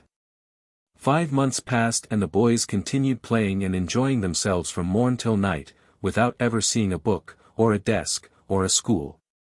But, my children, there came a morning when Pinocchio awoke and found a great surprise awaiting him, a surprise which made him feel very unhappy, as you shall see. Chapter 32. Pinocchio's ears become like those of a donkey. In a little while he changes into a real donkey and begins to bray. Everyone, at one time or another, has found some surprise awaiting him. Of the kind which Pinocchio had on that eventful morning of his life, there are but few. What was it? I will tell you, my dear little readers. On awakening, Pinocchio put his hand up to his head and there he found. Guess. He found that, during the night, his ears had grown at least 10 full inches. You must know that the marionette, even from his birth, had very small ears, so small indeed that to the naked eye they could hardly be seen. Fancy how he felt when he noticed that overnight those two dainty organs had become as long as shoe brushes. He went in search of a mirror, but not finding any, he just filled a basin with water and looked at himself. There he saw what he never could have wished to see. His manly figure was adorned and enriched by a beautiful pair of donkey's ears. I leave you to think of the terrible grief, the shame, the despair of the poor marionette. He began to cry, to scream, to knock his head against the wall, but the more he shrieked, the longer and the more hairy grew his ears. At those piercing shrieks, a dormouse came into the room, a fat little dormouse, who lived upstairs. Seeing Pinocchio so grief-stricken, she asked him anxiously. What is the matter, dear little neighbor?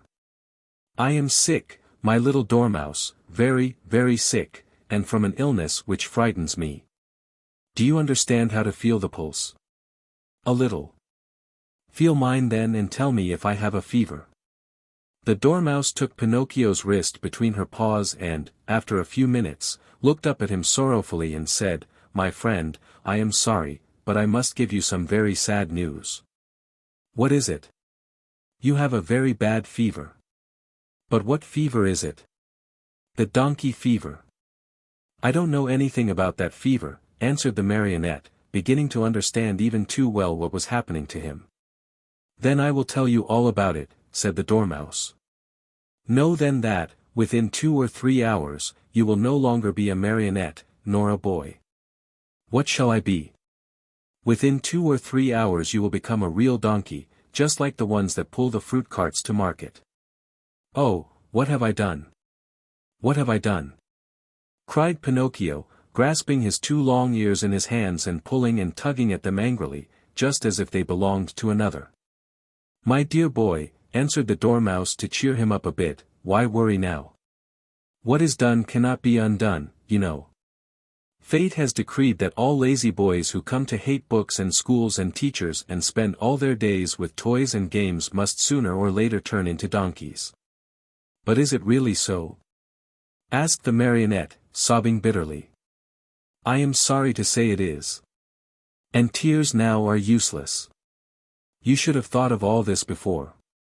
But the fault is not mine. Believe me, little dormouse, the fault is all Lampwick's. And who is this Lampwick? A classmate of mine.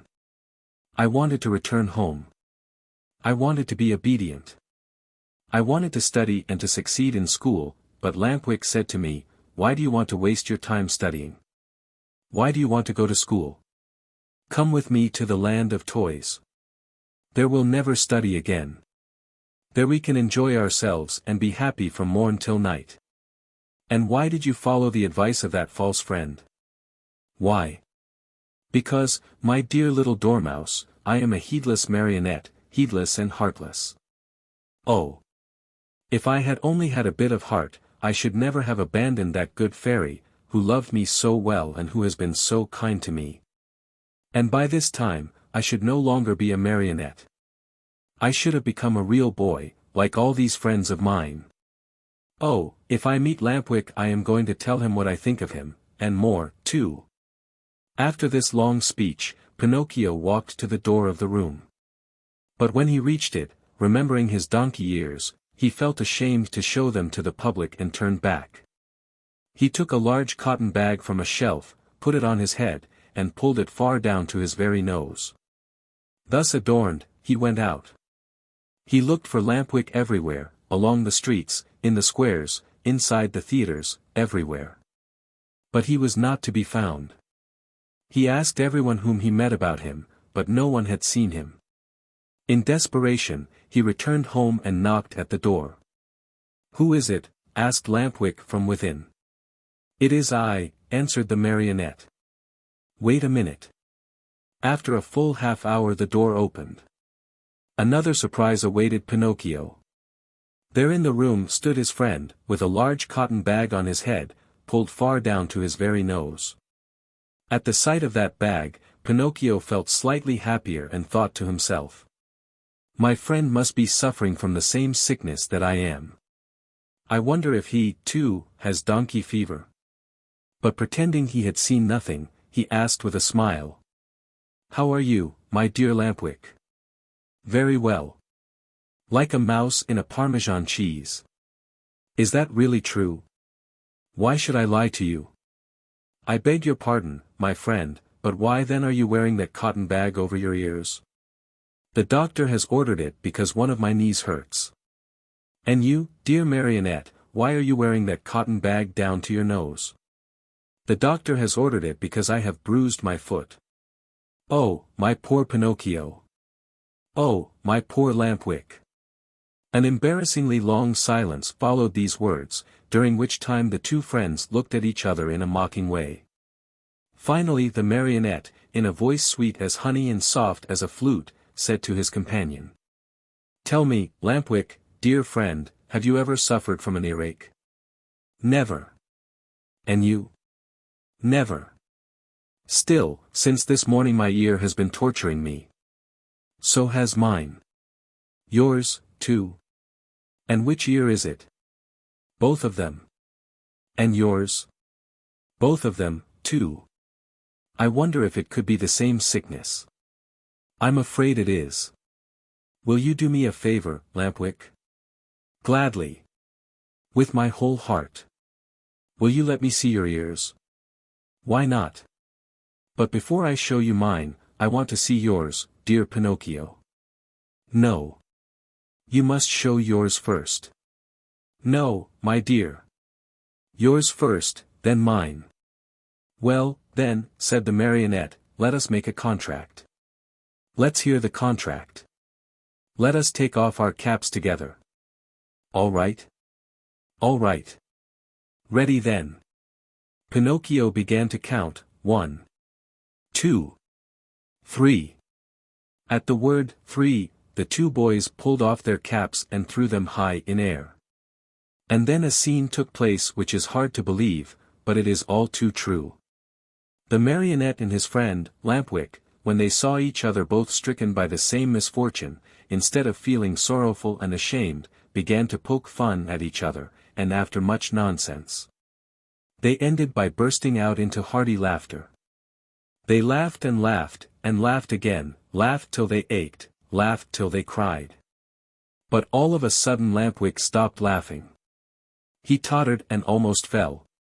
Pale as a ghost, he turned to Pinocchio and said, "Help, help, Pinocchio. What is the matter?" "Oh, help me. I can no longer stand up." "I can't either," cried Pinocchio, and his laughter turned to tears as he stumbled about helplessly. They had hardly finished speaking, when both of them fell on all fours and began running and jumping around the room. As they ran, their arms turned into legs, their faces lengthened into snouts and their backs became covered with long gray hairs. This was humiliation enough, but the most horrible moment was the one in which the two poor creatures felt their tails appear. Overcome with shame and grief, they tried to cry and bemoan their fate. But what is done can't be undone. Instead of moans and cries, they burst forth into loud donkey brays, which sounded very much like, haw, haw, haw. At that moment, a loud knocking was heard at the door and a voice called to them. "Open. I am the little man, the driver of the wagon which brought you here. Open, I say, or beware." Chapter 33. Pinocchio, having become a donkey, is bought by the owner of a circus, who wants to teach him to do tricks. The donkey becomes lame and is sold to a man who wants to use his skin for a drumhead. Very sad and downcast were the two poor little fellows as they stood and looked at each other. Outside the room, the little man grew more and more impatient, and finally gave the door such a violent kick that it flew open. With his usual sweet smile on his lips, he looked at Pinocchio and Lampwick and said to them, "Fine work, boys. You have brayed well, so well that I recognized your voices immediately, and here I am." On hearing this, the two donkeys bowed their heads in shame, dropped their ears, and put their tails between their legs. At first, the little man petted and caressed them and smoothed down their hairy coats. Then he took out a currycomb and worked over them till they shone like glass. Satisfied with the looks of the two little animals, he bridled them and took them to a marketplace far away from the land of toys, in the hope of selling them at a good price. In fact, he did not have to wait very long for an offer. Lampwick was bought by a farmer whose donkey had died the day before. Pinocchio went to the owner of a circus, who wanted to teach him to do tricks for his audiences. And now do you understand what the little man's profession was? This horrid little being, whose face shone with kindness, went about the world looking for boys. Lazy boys, boys who hated books, boys who wanted to run away from home, boys who were tired of school, all these were his joy and his fortune. He took them with him to the land of toys and let them enjoy themselves to their heart's content. When, after months of all play and no work, they became little donkeys, he sold them on the marketplace. In a few years, he had become a millionaire. What happened to Lampwick? My dear children, I do not know. Pinocchio, I can tell you, met with great hardships even from the first day. After putting him in a stable, his new master filled his manger with straw, but Pinocchio, after tasting a mouthful, spat it out. Then the man filled the manger with hay. But Pinocchio did not like that any better. "Ah, you don't like hay either," he cried angrily. "Wait, my pretty donkey, I'll teach you not to be so particular." Without more ado, he took a whip and gave the donkey a hearty blow across the legs. Pinocchio screamed with pain, and as he screamed he brayed. "Haw! Haw! Haw! I can't digest straw." "Then eat the hay," answered his master, who understood the donkey perfectly. "Haw! Haw! Haw! Hay gives me a headache." "Do you pretend, by any chance, that I should feed you duck or chicken?" asked the man again, and, angrier than ever, he gave poor Pinocchio another lashing. At that second beating, Pinocchio became very quiet and said no more. After that, the door of the stable was closed and he was left alone. It was many hours since he had eaten anything and he started to yawn from hunger. As he yawned, he opened a mouth as big as an oven. Finally, not finding anything else in the manger, he tasted the hay. After tasting it, he chewed it well, closed his eyes, and swallowed it. "This hay is not bad," he said to himself. "But how much happier I should be if I had studied. Just now, instead of hay, I should be eating some good bread and butter." Patience. Next morning, when he awoke, Pinocchio looked in the manger for more hay, but it was all gone. He had eaten it all during the night. He tried the straw, but, as he chewed away at it, he noticed to his great disappointment that it tasted neither like rice nor like macaroni. "Patience," he repeated as he chewed. "If only my misfortune might serve as a lesson to disobedient boys who refuse to study. Patience. Have patience." "Patience indeed," shouted his master just then, as he came into the stable. "Do you think, perhaps, my little donkey, that I have brought you here only to give you food and drink? Oh, no. You are to help me earn some fine gold pieces, do you hear? Come along, now. I am going to teach you to jump and bow, to dance a waltz and a polka, and even to stand on your head." Poor Pinocchio, whether he liked it or not, had to learn all these wonderful things. But it took him 3 long months and cost him many, many lashings before he was pronounced perfect.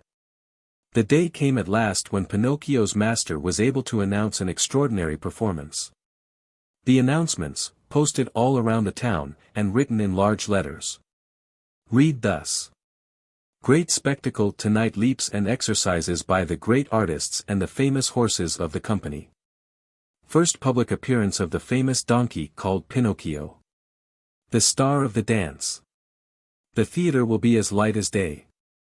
That night, as you can well imagine, the theater was filled to overflowing 1 hour before the show was scheduled to start. Not an orchestra chair could be had, not a balcony seat, nor a gallery seat, not even for their weight in gold. The place swarmed with boys and girls of all ages and sizes, wriggling and dancing about in a fever of impatience to see the famous donkey dance. When the first part of the performance was over, the owner and manager of the circus, in a black coat, white knee breeches, and patent leather boots, presented himself to the public and in a loud, pompous voice made the following announcement. Most honored friends, gentlemen and ladies. Your humble servant, the manager of this theater, presents himself before you tonight in order to introduce to you the greatest, the most famous donkey in the world. A donkey that has had the great honor in his short life of performing before the kings and queens and emperors of all the great courts of Europe. We thank you for your attention. This speech was greeted by much laughter and applause. And the applause grew to a roar when Pinocchio, the famous donkey, appeared in the circus ring. He was handsomely arrayed. A new bridle of shining leather with buckles of polished brass was on his back, 2 white camellias were tied to his ears, ribbons and tassels of red silk adorned his mane, which was divided into many curls. A great sash of gold and silver was fastened around his waist and his tail was decorated with ribbons of many brilliant colors. He was a handsome donkey indeed. The manager, when introducing him to the public, added these words. Most honored audience. I shall not take your time tonight to tell you of the great difficulties which I have encountered while trying to tame this animal, since I found him in the wilds of Africa. Observe, I beg of you, the savage look of his eye. All the means used by centuries of civilization in subduing wild beasts failed in this case. I had finally to resort to the gentle language of the whip in order to bring him to my will. With all my kindness, however, I never succeeded in gaining my donkey's love. He is still today as savage as the day I found him. He still fears and hates me. But I have found in him one great redeeming feature. Do you see this little bump on his forehead? It is this bump which gives him his great talent of dancing and using his feet as nimbly as a human being. Admire him, O signori, and enjoy yourselves. I let you, now, be the judges of my success as a teacher of animals. Before I leave you, I wish to state that there will be another performance tomorrow night. If the weather threatens rain, the great spectacle will take place at 11 o'clock in the morning. The manager bowed and then turned to Pinocchio and said, Ready, Pinocchio. Before starting your performance, salute your audience. Pinocchio obediently bent his 2 knees to the ground and remained kneeling until the manager, with the crack of the whip, cried sharply, Walk. The donkey lifted himself on his 4 feet and walked around the ring. A few minutes passed and again the voice of the manager called. Quick step, and Pinocchio obediently changed his step. Gallop, and Pinocchio galloped. Full speed, and Pinocchio ran as fast as he could. As he ran the master raised his arm and a pistol shot rang in the air. At the shot, the little donkey fell to the ground as if he were really dead. A shower of applause greeted the donkey as he arose to his feet.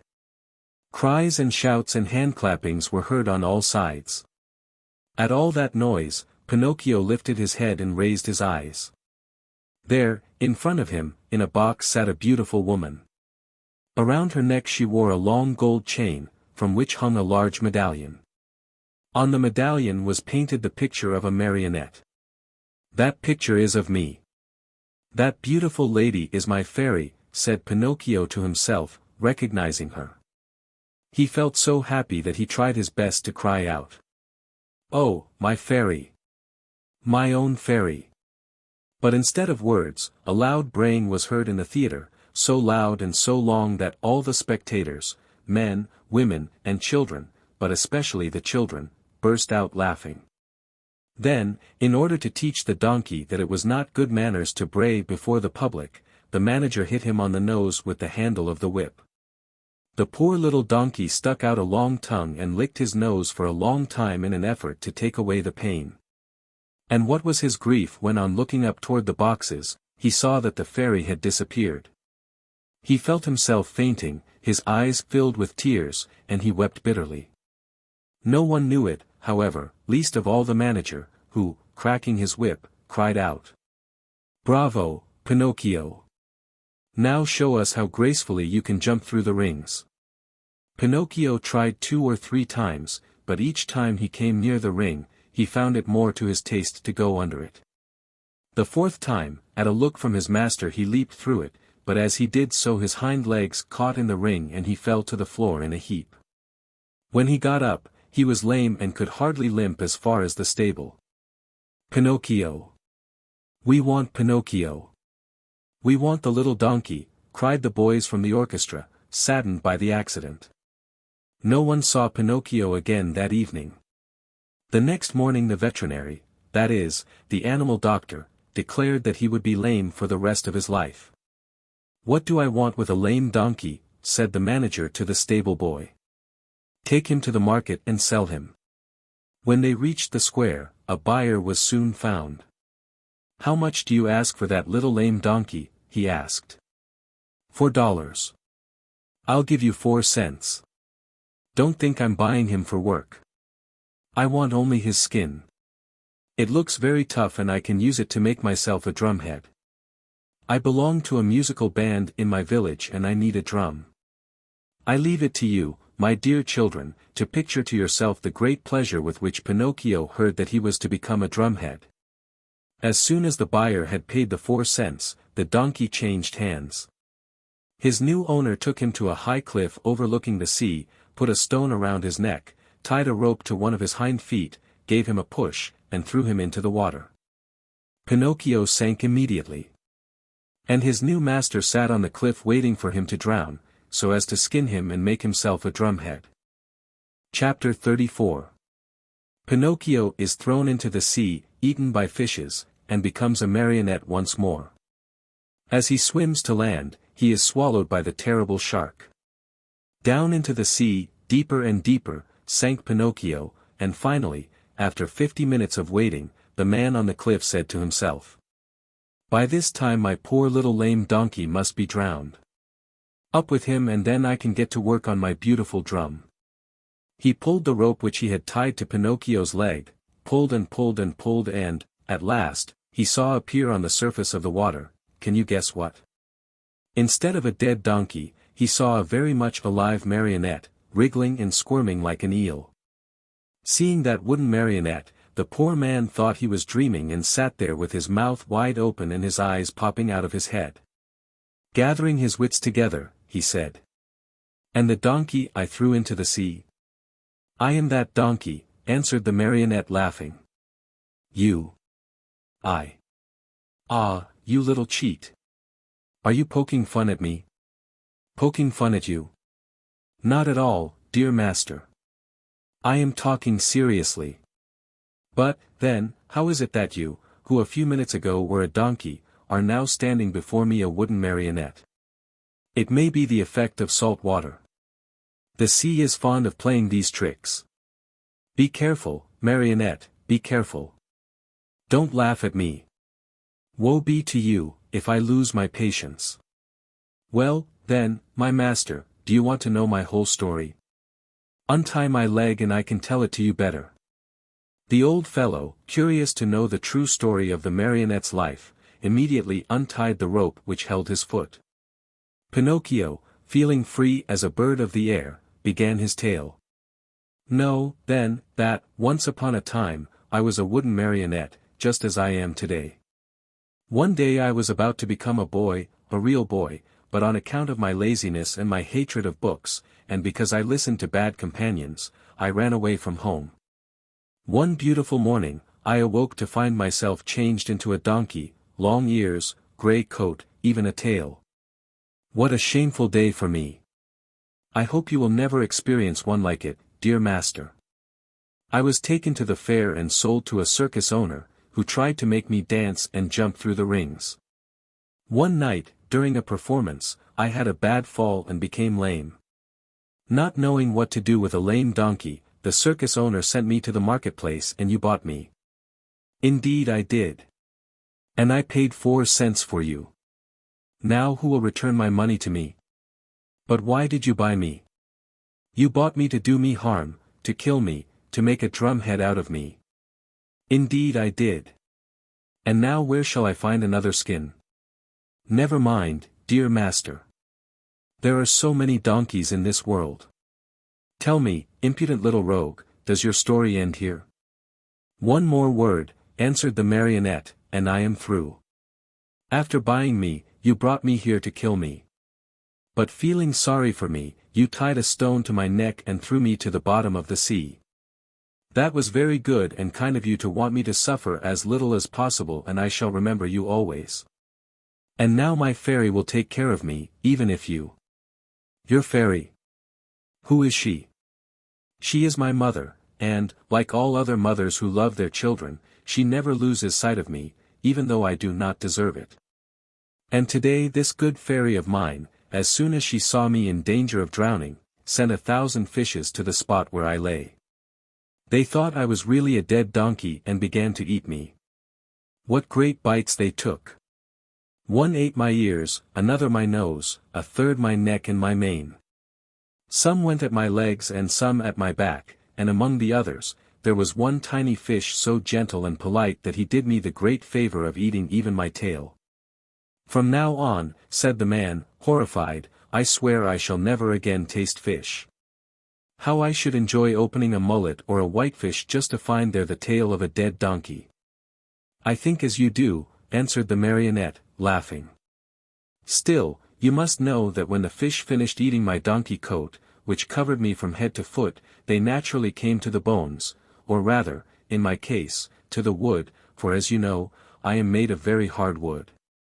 After the first few bites, those greedy fish found out that the wood was not good for their teeth, and, afraid of indigestion, they turned and ran here and there without saying goodbye or even as much as thank you to me. Here, dear master, you have my story. You know now why you found a marionette and not a dead donkey when you pulled me out of the water. I laugh at your story, cried the man angrily. I know that I spent 4 cents to get you and I want my money back. Do you know what I can do? I am going to take you to the market once more and sell you as dry firewood. Very well, sell me. I am satisfied, said Pinocchio. But as he spoke, he gave a quick leap and dived into the sea. Swimming away as fast as he could, he cried out, laughing. Goodbye, master. If you ever need a skin for your drum, remember me. He swam on and on. After a while, he turned around again and called louder than before. Goodbye, master. If you ever need a piece of good dry firewood, remember me. In a few seconds he had gone so far he could hardly be seen. All that could be seen of him was a very small black dot moving swiftly on the blue surface of the water, a little black dot which now and then lifted a leg or an arm in the air.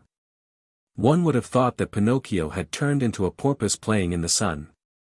After swimming for a long time, Pinocchio saw a large rock in the middle of the sea, a rock as white as marble. High on the rock stood a little goat bleating and calling and beckoning to the marionette to come to her. There was something very strange about that little goat.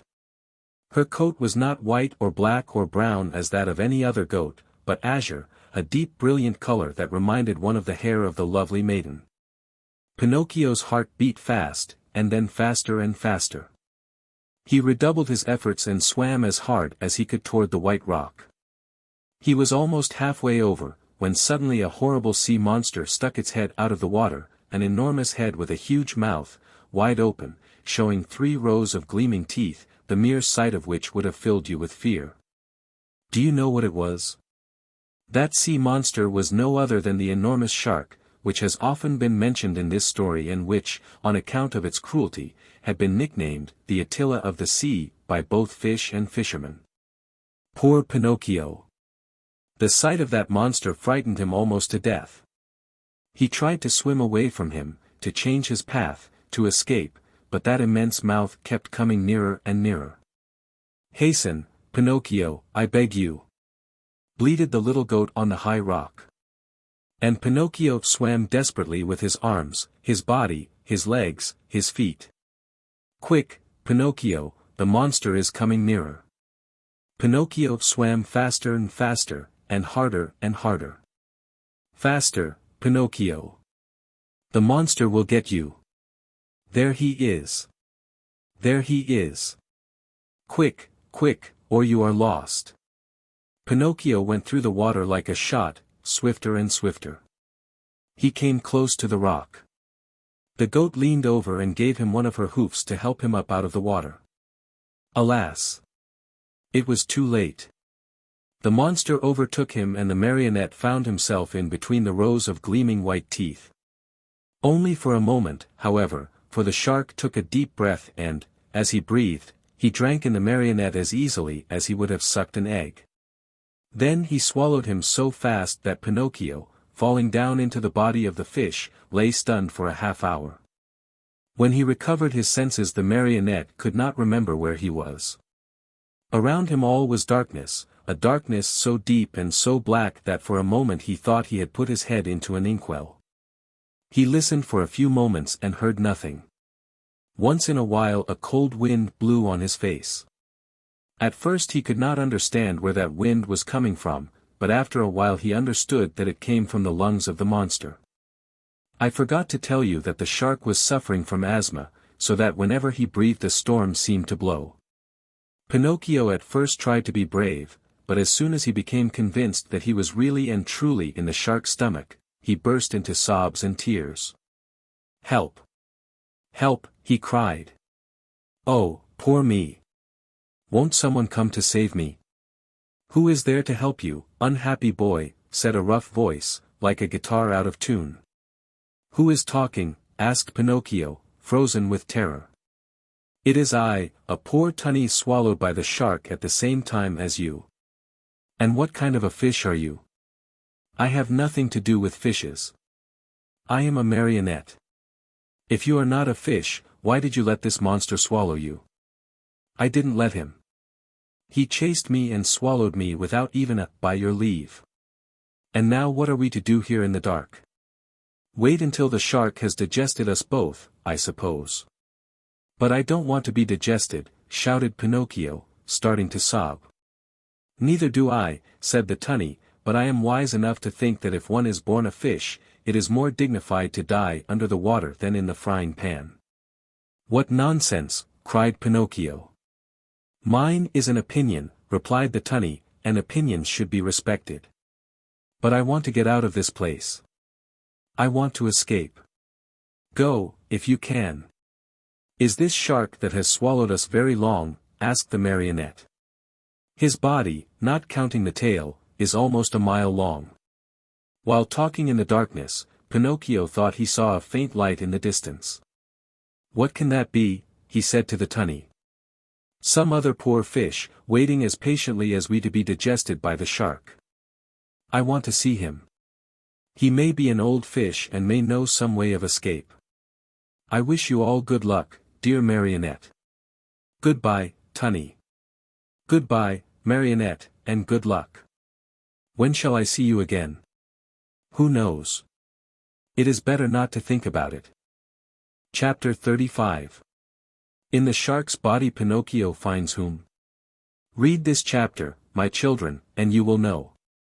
Pinocchio, as soon as he had said goodbye to his good friend, the tunny, tottered away in the darkness and began to walk as well as he could toward the faint light which glowed in the distance. As he walked his feet splashed in a pool of greasy and slippery water, which had such a heavy smell of fish fried in oil that Pinocchio thought it was Lent. The farther on he went, the brighter and clearer grew the tiny light. On and on he walked till finally he found, I give you 1,000 guesses, my dear children. He found a little table set for dinner and lighted by a candle stuck in a glass bottle. And near the table sat a little old man, white as the snow, eating live fish. They wriggled so that, now and again, one of them slipped out of the old man's mouth and escaped into the darkness under the table. At this sight, the poor marionette was filled with such great and sudden happiness that he almost dropped in a faint. He wanted to laugh, he wanted to cry, he wanted to say 1,001 things, but all he could do was to stand still, stuttering and stammering brokenly.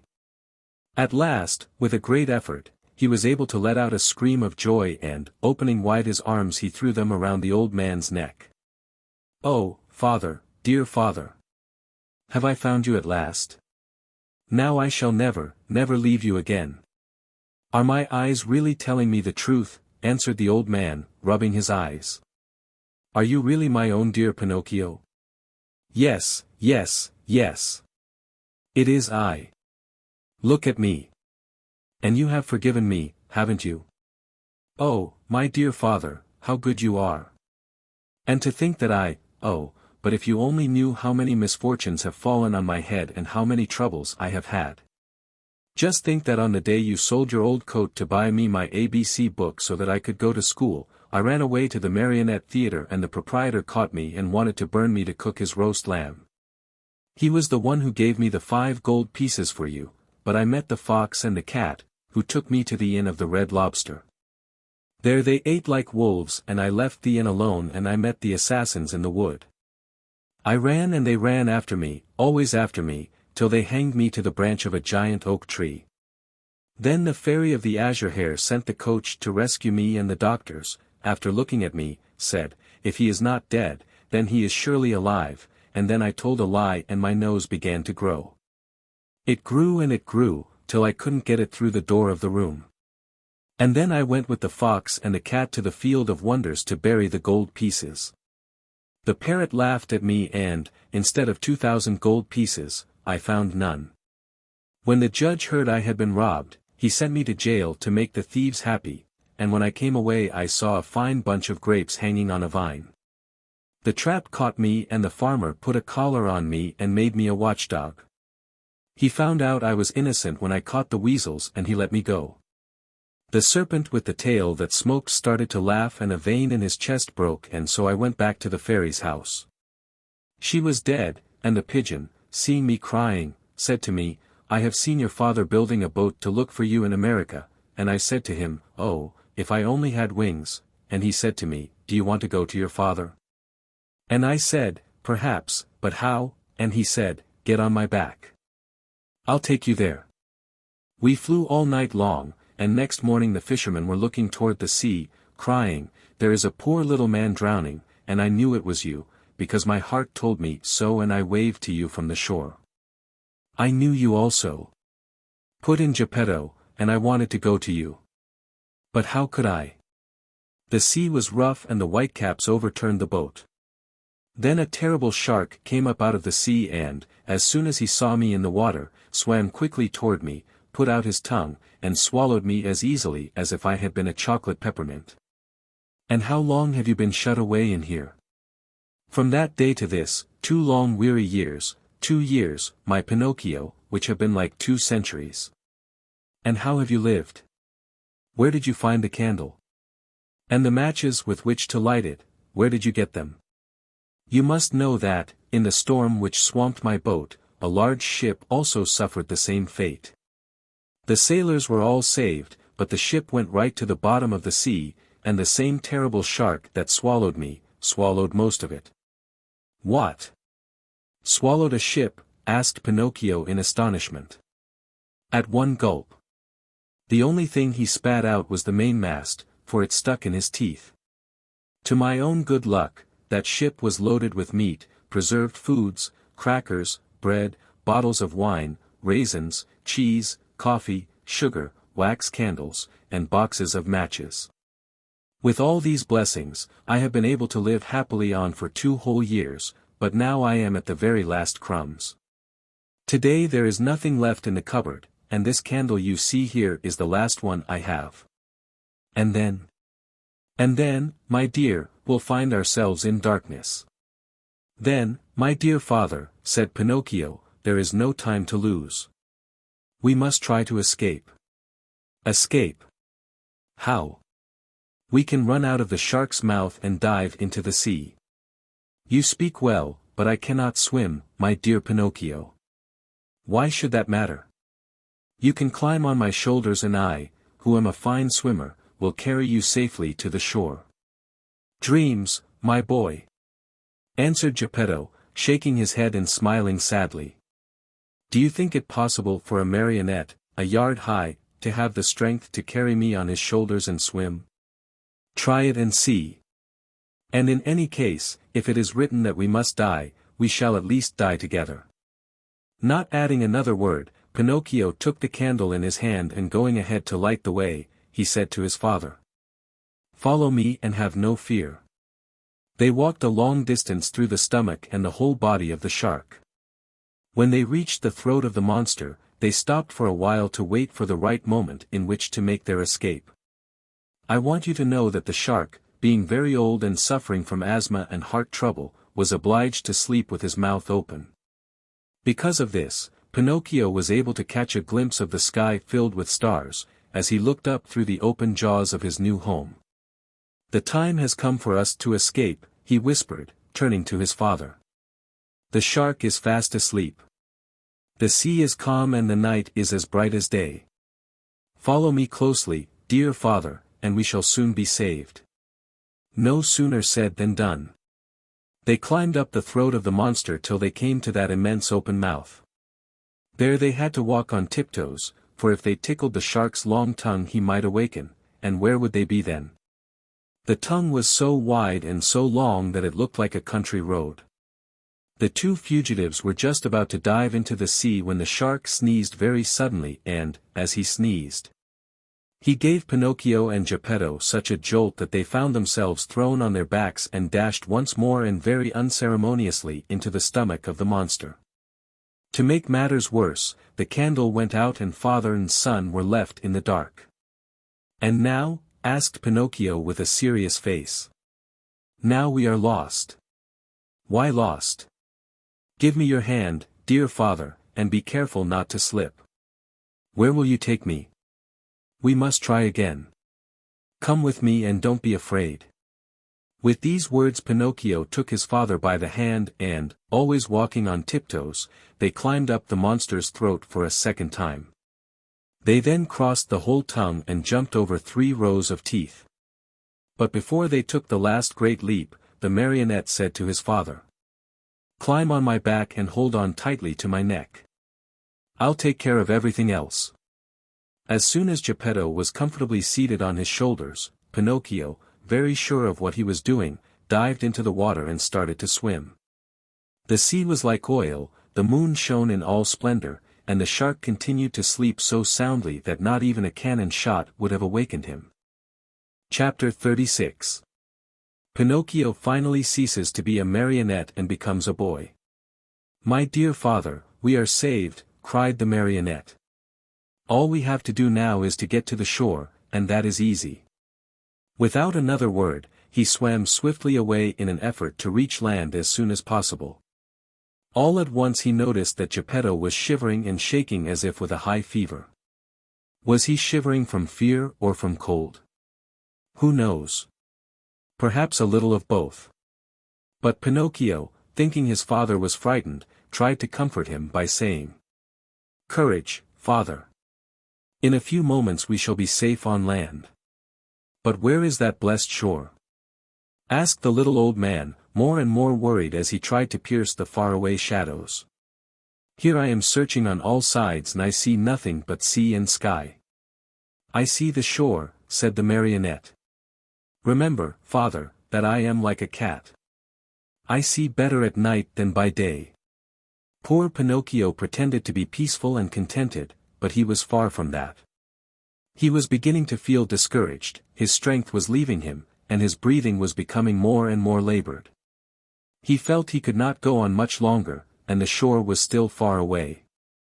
He swam a few more strokes. Then he turned to Geppetto and cried out weakly, "Help me, father. Help, for I am dying."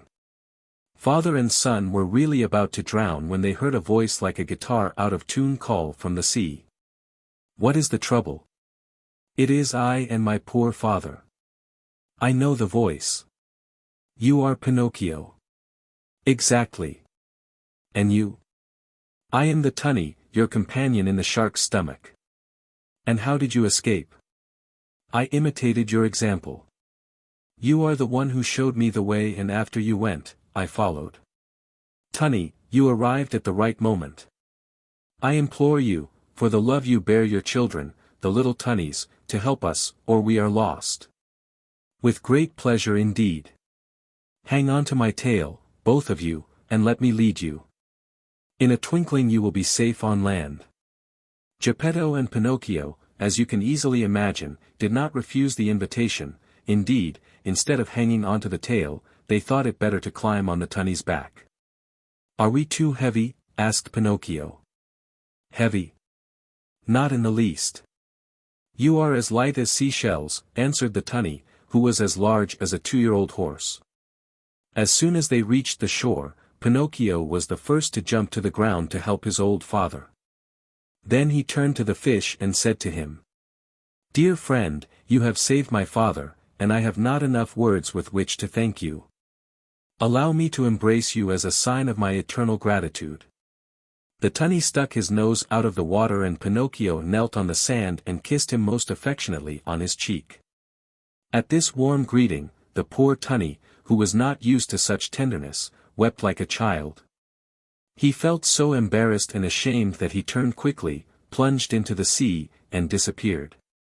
In the meantime day had dawned. Pinocchio offered his arm to Geppetto, who was so weak he could hardly stand, and said to him, Lean on my arm, dear father, and let us go. We will walk very, very slowly, and if we feel tired we can rest by the wayside. And where are we going? Asked Geppetto. To look for a house or a hut, where they will be kind enough to give us a bite of bread and a bit of straw to sleep on. They had not taken 100 steps when they saw 2 rough-looking individuals sitting on a stone begging for alms. It was the fox and the cat, but one could hardly recognize them, they looked so miserable. The cat, after pretending to be blind for so many years, had really lost the sight of both eyes. And the fox, old, thin, and almost hairless, had even lost his tail.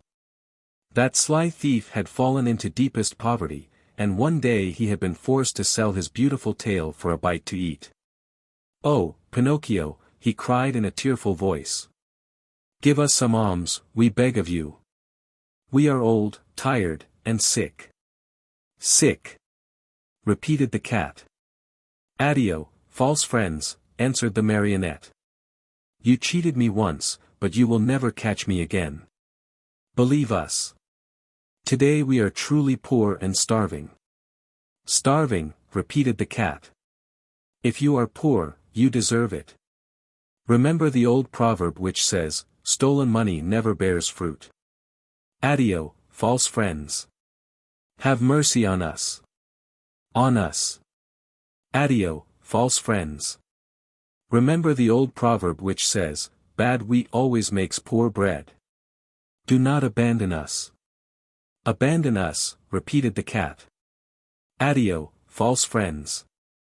Remember the old proverb, whoever steals his neighbor's shirt, usually dies without his own. Waving goodbye to them, Pinocchio and Geppetto calmly went on their way. After a few more steps, they saw, at the end of a long road near a clump of trees, a tiny cottage built of straw. Someone must live in that little hut, said Pinocchio. Let us see for ourselves. They went and knocked at the door. Who is it?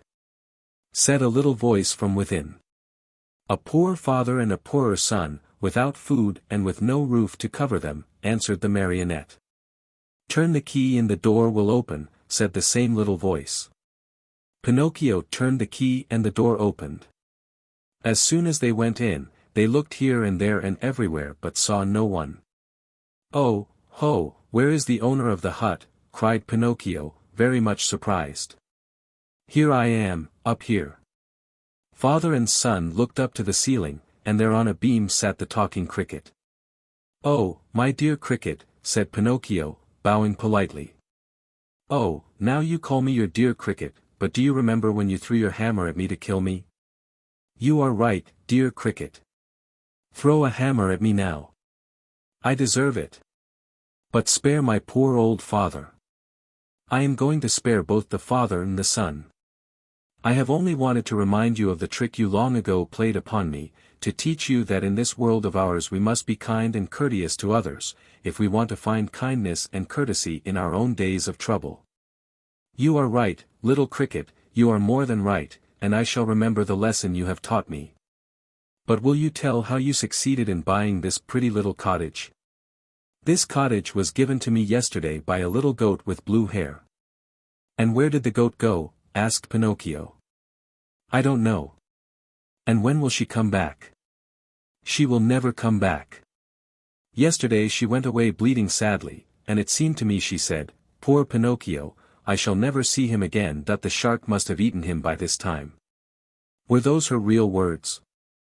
Then it was she, it was, my dear little fairy, cried out Pinocchio, sobbing bitterly. After he had cried a long time, he wiped his eyes and then he made a bed of straw for old Geppetto. He laid him on it and said to the talking cricket. Tell me, little Cricket, where shall I find a glass of milk for my poor father? 3 fields away from here lives Farmer John. He has some cows. Go there and he will give you what you want. Pinocchio ran all the way to Farmer John's house. The farmer said to him. How much milk do you want? I want a full glass. A full glass costs a penny. First give me the penny. I have no penny, answered Pinocchio, sad and ashamed. Very bad, my marionette, answered the farmer, very bad. If you have no penny, I have no milk. Too bad, said Pinocchio and started to go. Wait a moment, said Farmer John. Perhaps we can come to terms. Do you know how to draw water from a well? I can try. Then go to that well you see yonder and draw 100 bucketfuls of water. Very well. After you have finished, I shall give you a glass of warm sweet milk. I am satisfied. Farmer John took the marionette to the well and showed him how to draw the water. Pinocchio set to work as well as he knew how, but long before he had pulled up the 100 buckets, he was tired out and dripping with perspiration. He had never worked so hard in his life. Until today, said the farmer, my donkey has drawn the water for me, but now that poor animal is dying. Will you take me to see him? Said Pinocchio. Gladly. As soon as Pinocchio went into the stable, he spied a little donkey lying on a bed of straw in the corner of the stable. He was worn out from hunger and too much work. After looking at him a long time, he said to himself, I know that donkey. I have seen him before.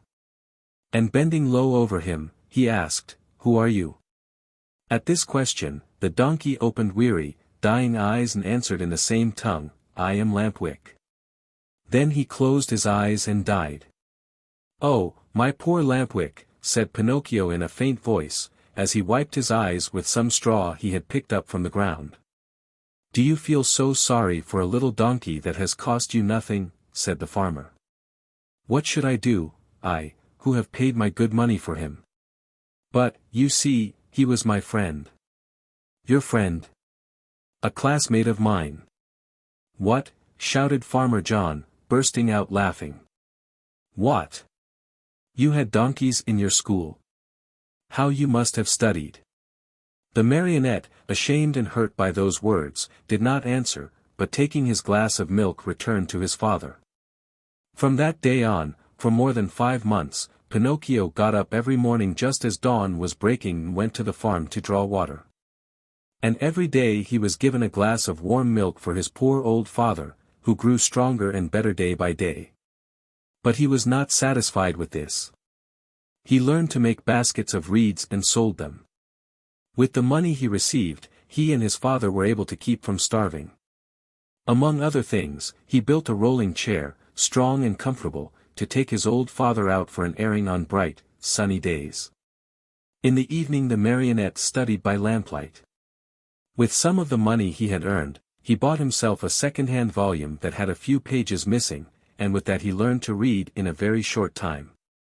As far as writing was concerned, He used a long stick at one end of which he had whittled a long, fine point. Ink he had none, so he used the juice of blackberries or cherries. Little by little his diligence was rewarded. He succeeded, not only in his studies, but also in his work, and a day came when he put enough money together to keep his old father comfortable and happy. Besides this, he was able to save the great amount of 50 pennies.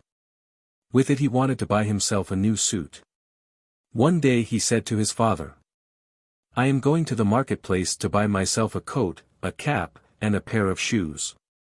When I come back I'll be so dressed up, you will think I am a rich man." He ran out of the house and up the road to the village, laughing and singing. Suddenly he heard his name called, and looking around to see whence the voice came, he noticed a large snail crawling out of some bushes. "Don't you recognize me?" said the snail. "Yes and no. Do you remember the snail that lived with the fairy with azure hair? Do you not remember how she opened the door for you one night and gave you something to eat?" "I remember everything," cried Pinocchio. "Answer me quickly, pretty snail, where have you left my fairy? What is she doing? Has she forgiven me? Does she remember me?